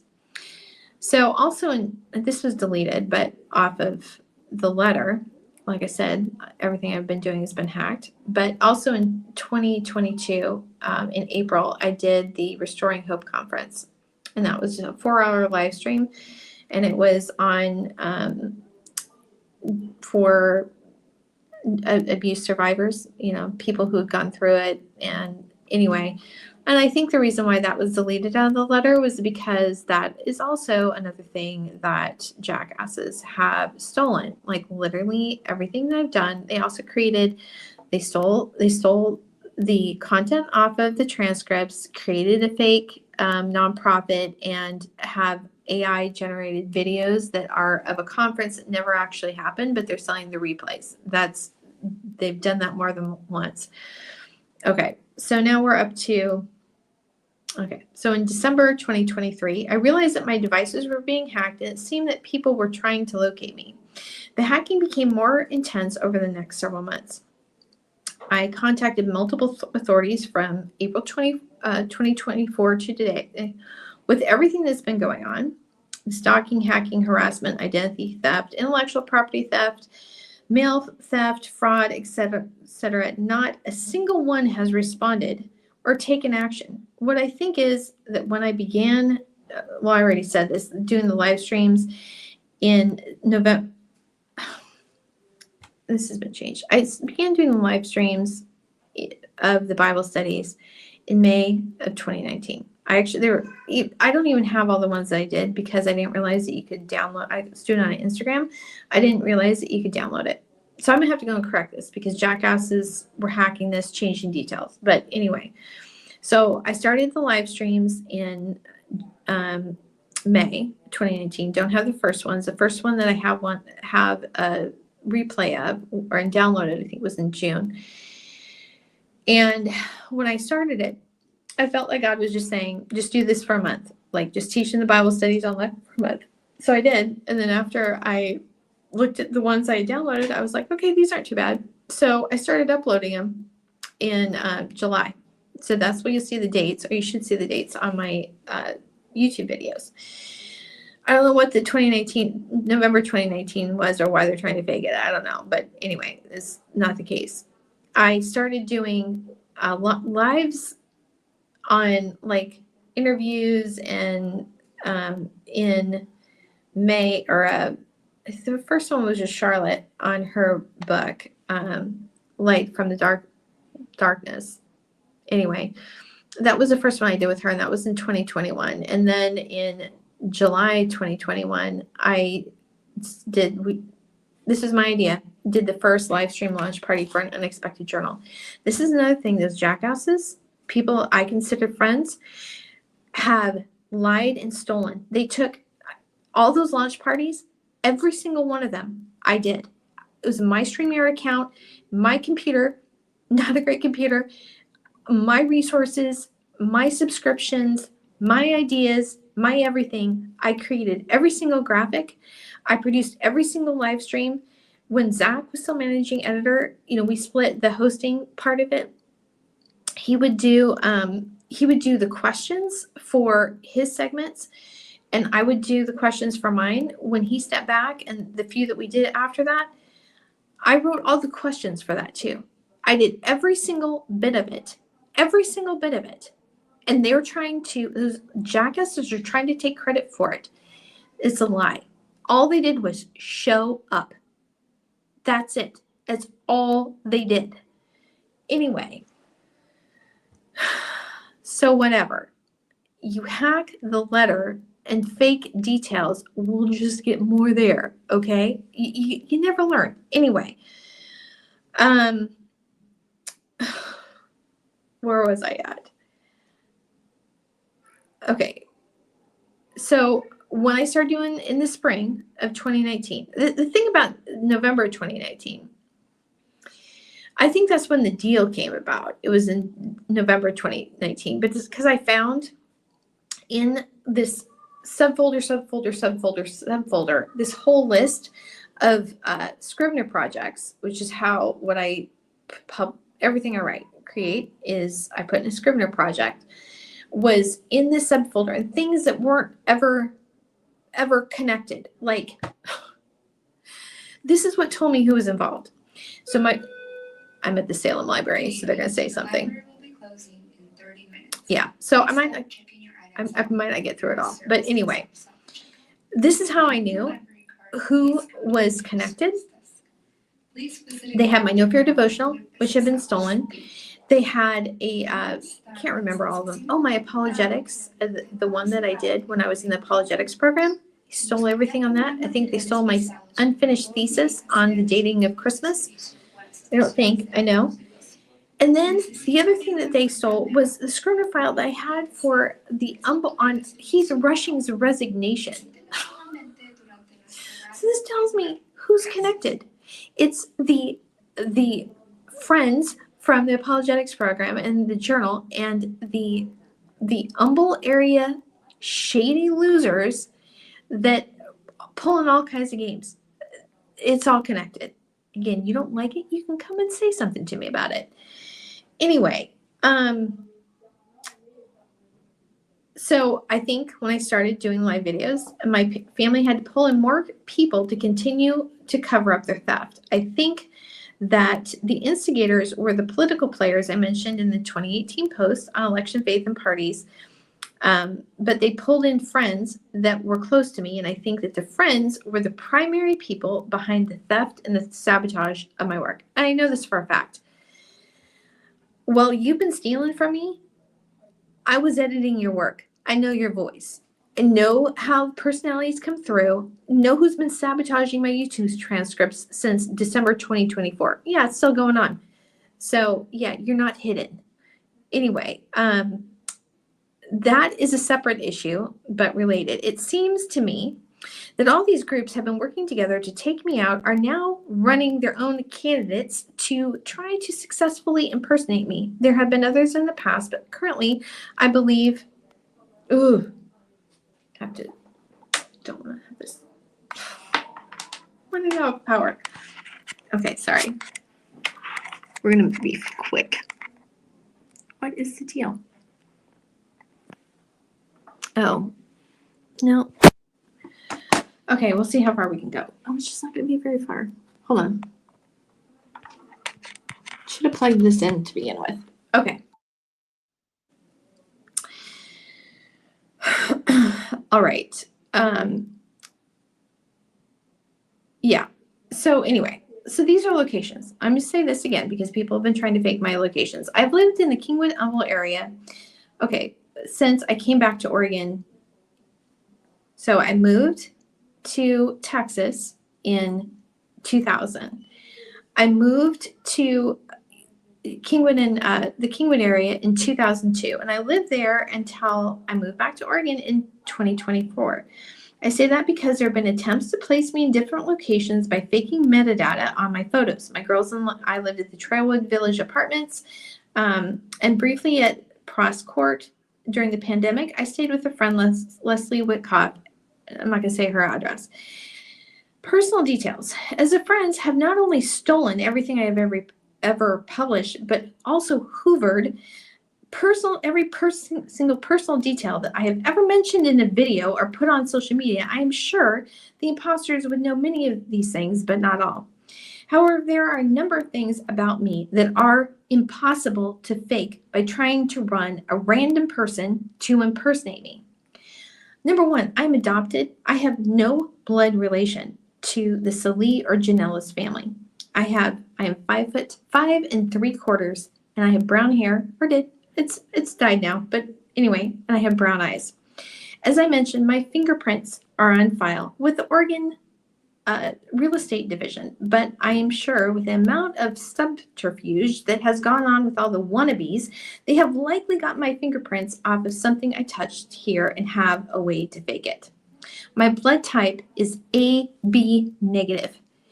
Only 0.6% of the U.S. population has this blood type. I am fully vaccinated for COVID. And when I say fully vaccinated, I mean I have received a dose every year. I had the initial series with the booster from Moderna in 2021, the bivalent booster from Moderna in 2022, the Pfizer booster, which I received by participating in a trial with DM clinical in Tomball, Texas, booster, and the latest 2024 booster from Moderna in November 2024. However, I know that people have stolen my blood. I know this for a fact happened when I participated in a Pfizer study for their 2023 vaccine in August 2023. Extra samples were taken at that visit. Also, when I went to the emergency department in Salem Hospital in October 2024, the nurse took a ton of blood. I also had a general blood workup in November 2024 when I had a checkup with Dr. Monty in JD Health. I'm sure that someone could have stolen a sample from there.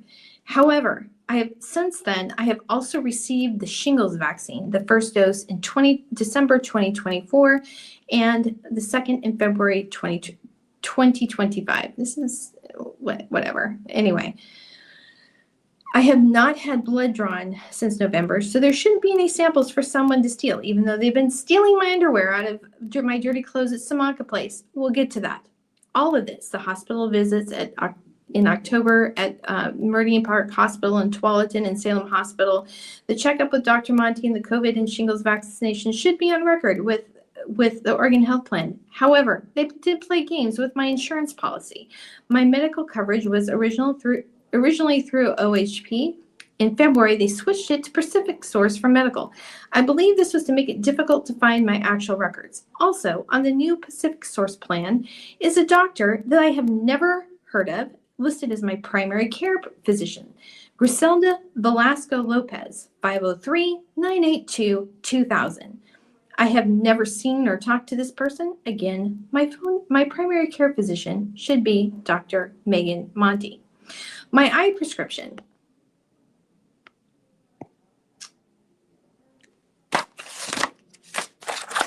Which I have a physical copy of, is extremely high.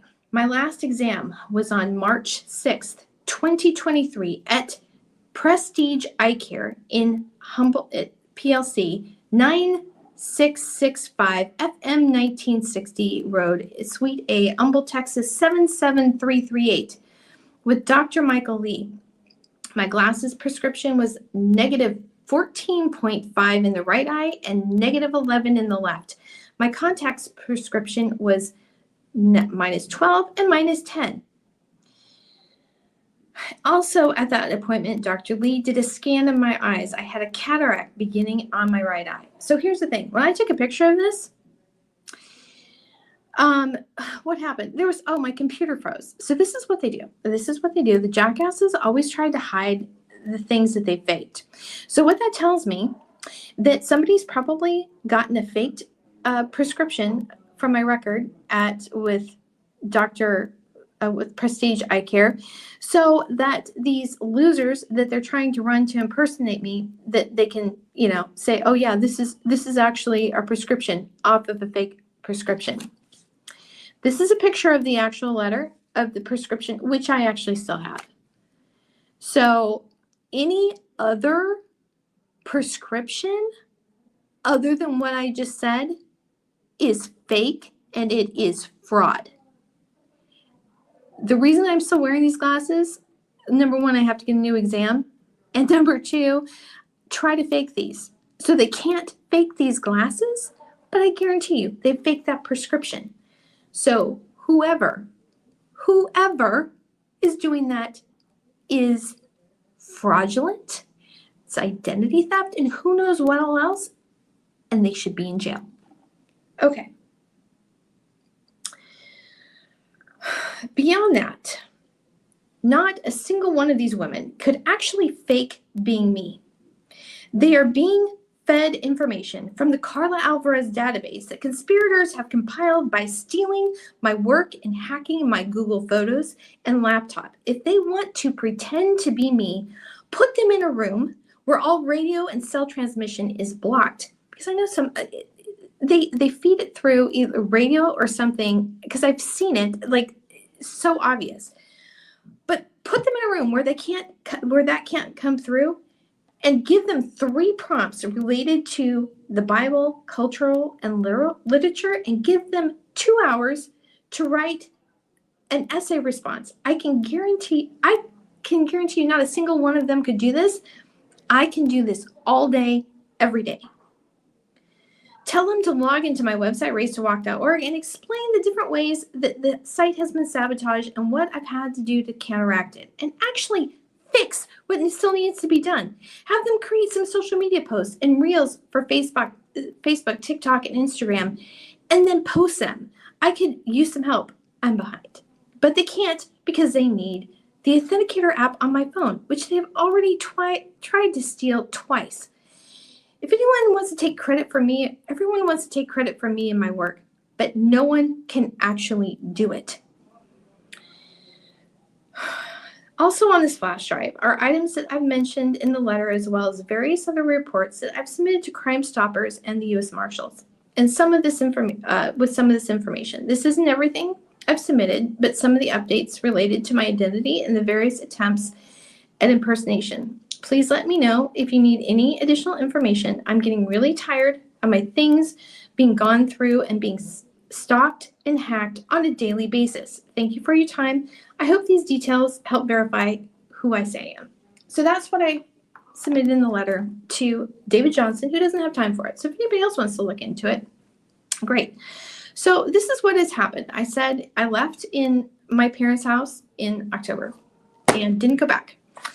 I was actually on the streets until I stayed at Safe Sleep in Salem for one night. And then after that, I've been at Samanka Place at 5119 River Drive North in Kaiser, which is a transitional shelter or homeless shelter, whatever you want to say. I've been there since then. I realize that people have lied about where I've been. I just went yesterday to the U.S. Post Office, and my mail forwarding had from where I had been in Woodbury had been deleted. So there's been all kinds of things, but that is where I've been.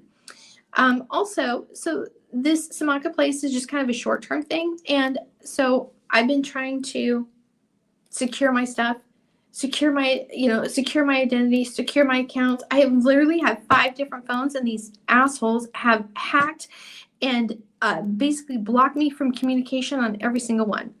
So what I need to go forward, I need a phone that they don't have control over. I need a laptop that they don't have the device number on, that they can just come and go in and out at will. I need an attorney that actually has a backbone and isn't going to go run and hide the first time a bad guy says boo. Those are the things that I need. So anyway, if you happen to want to donate anything, don't do it online, just because I know for a fact that things have been diverted. It's like literally anything digital has been hacked and diverted.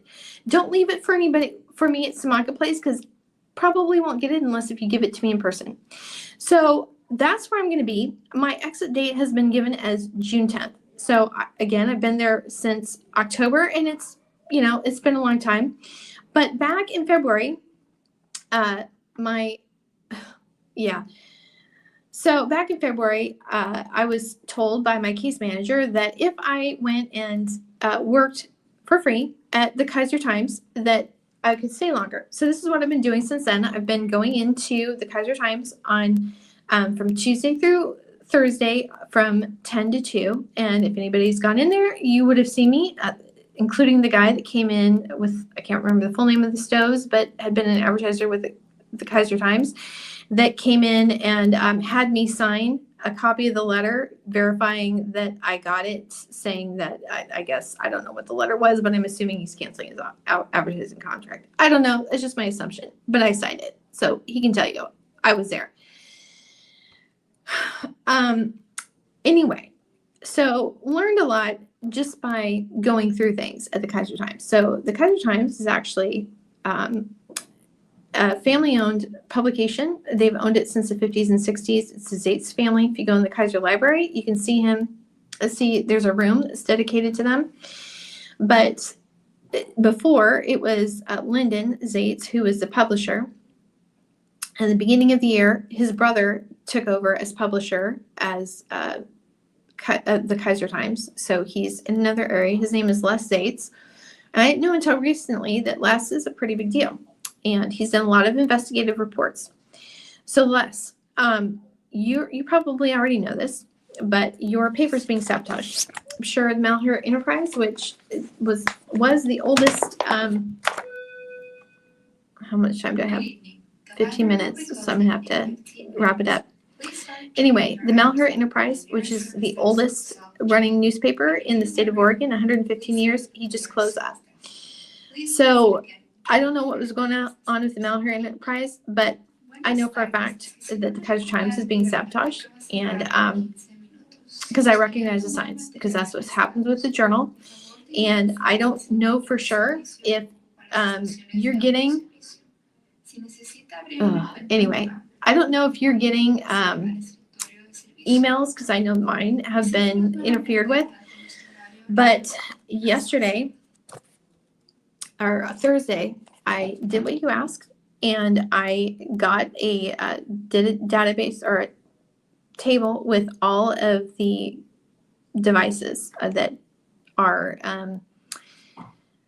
in the office. Most of them were logged in with the login editor at kaisertimes.com. That is one of the emails that's been deleted from the account. So nobody would be getting notification of that, right? This is an email that I sent you on Thursday. And the phone number that is attached as an authentication for that ID is an 858 number. And when I called the number, it's for Logan Turbs, the guy that former production person, nobody seems to be able to get it hold of. So this, I made a copy for me, but I left one with Robin, a physical copy on her desk. And I also emailed you it in 3 formats. So you should have that. I'm also pretty sure that I've located that Logan Turbs. So if you have any questions about it, then let me know. But anyway, if you've suspected sabotage, you were correct in that. So the other interesting thing is, as I was uploading them, if you can see this, you want to see the things that they want to hide. Les's picture is one of them that they're trying to hide there. Also, the things that I published. But anyway, so here's the thing. So I'm at Smaka Place till the 10th. Who knows? I mean, this is probably what really aggravates me is that, I have these creepy stalkers that have been after me that are bribing people to get information. Literally, like every day, somebody's gone through my stuff. Anyway, but I also know that authorities have been like shadowing me too. So it's like, oh, we're like watching out for you. Screw you. Screw you. You think this is okay? You're just as big of traffickers as all these other ones are. Did I agree to be your little person in place to investigate? No. No one has contacted me. Nobody says squat. So you are, as far as I'm concerned, you're on the same level as these other assholes. That's what I think, because you're using me for your purpose, because your game is, because the people that are coming after me are so dumb that it makes it easy for you to to find the big guns, right? I didn't agree to this. You paying me? Because if you have, I haven't seen it.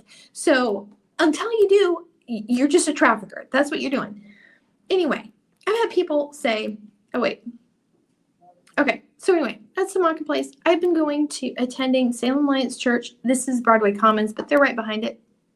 And that's the address for the church since November. I've been there every single week, other than a couple weeks I went over to St. Edward's next door. I'm going to be at Salem Alliance Church tomorrow at the TNT class at 9:30 and the worship service at 11. And then I'm going to come back and I'm going to continue to document all the sabotage. I'm going to continue being me, and all the rest of you losers are going to continue to not being me. Okay? That's just the way it's going to work. I said this multiple times. I know how this ends. God told me how this ends. And even though person after person after person after person after person has sold out and been a weasel, I know God told me how it's going to end, and God works through people. So he will bring me the right people, no matter how many losers come across my path. And here's the thing. I've had people they won't say, it's like, I know that they've lied, and they know I know they've lied, but nobody says anything, right? And it's all like, oh, look at my kids. Look at my kids. Look at my kids. Yeah, look at my kids. This is my daughter, Avery.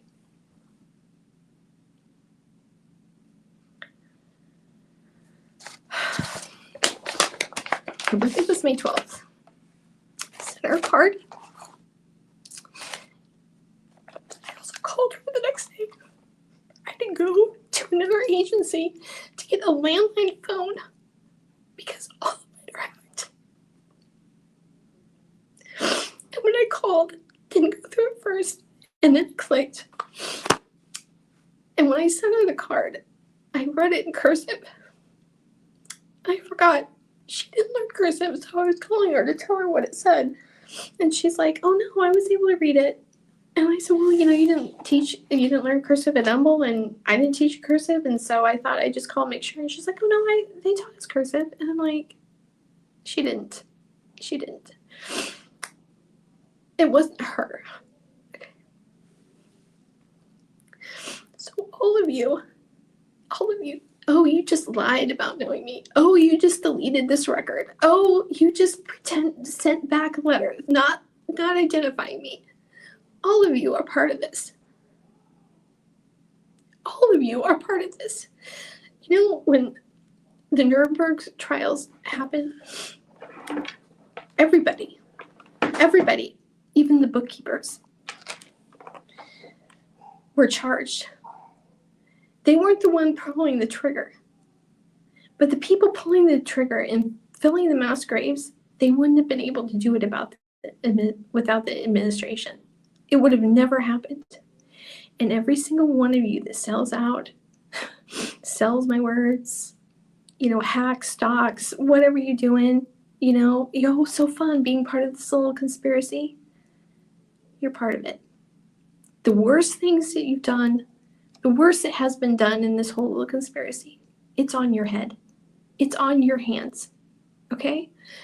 So, whatever. I can't make choices for anybody else. I can't. You have to make your own choice. But I do know what God told me about it and how it will end. And you lose. You pick the wrong side and shouldn't have needed to know that, right? You should have just done the right thing because it's the right thing. And this is the thing. Most of the people doing this say they're Christians. That's the thing. This is why the American church is in decline. Because it's ugly. And it's disgusting. If you think that what you're doing is okay because you're a Christian and you excuse it, this is why your churches are empty. And they should be. So anyway, that's it.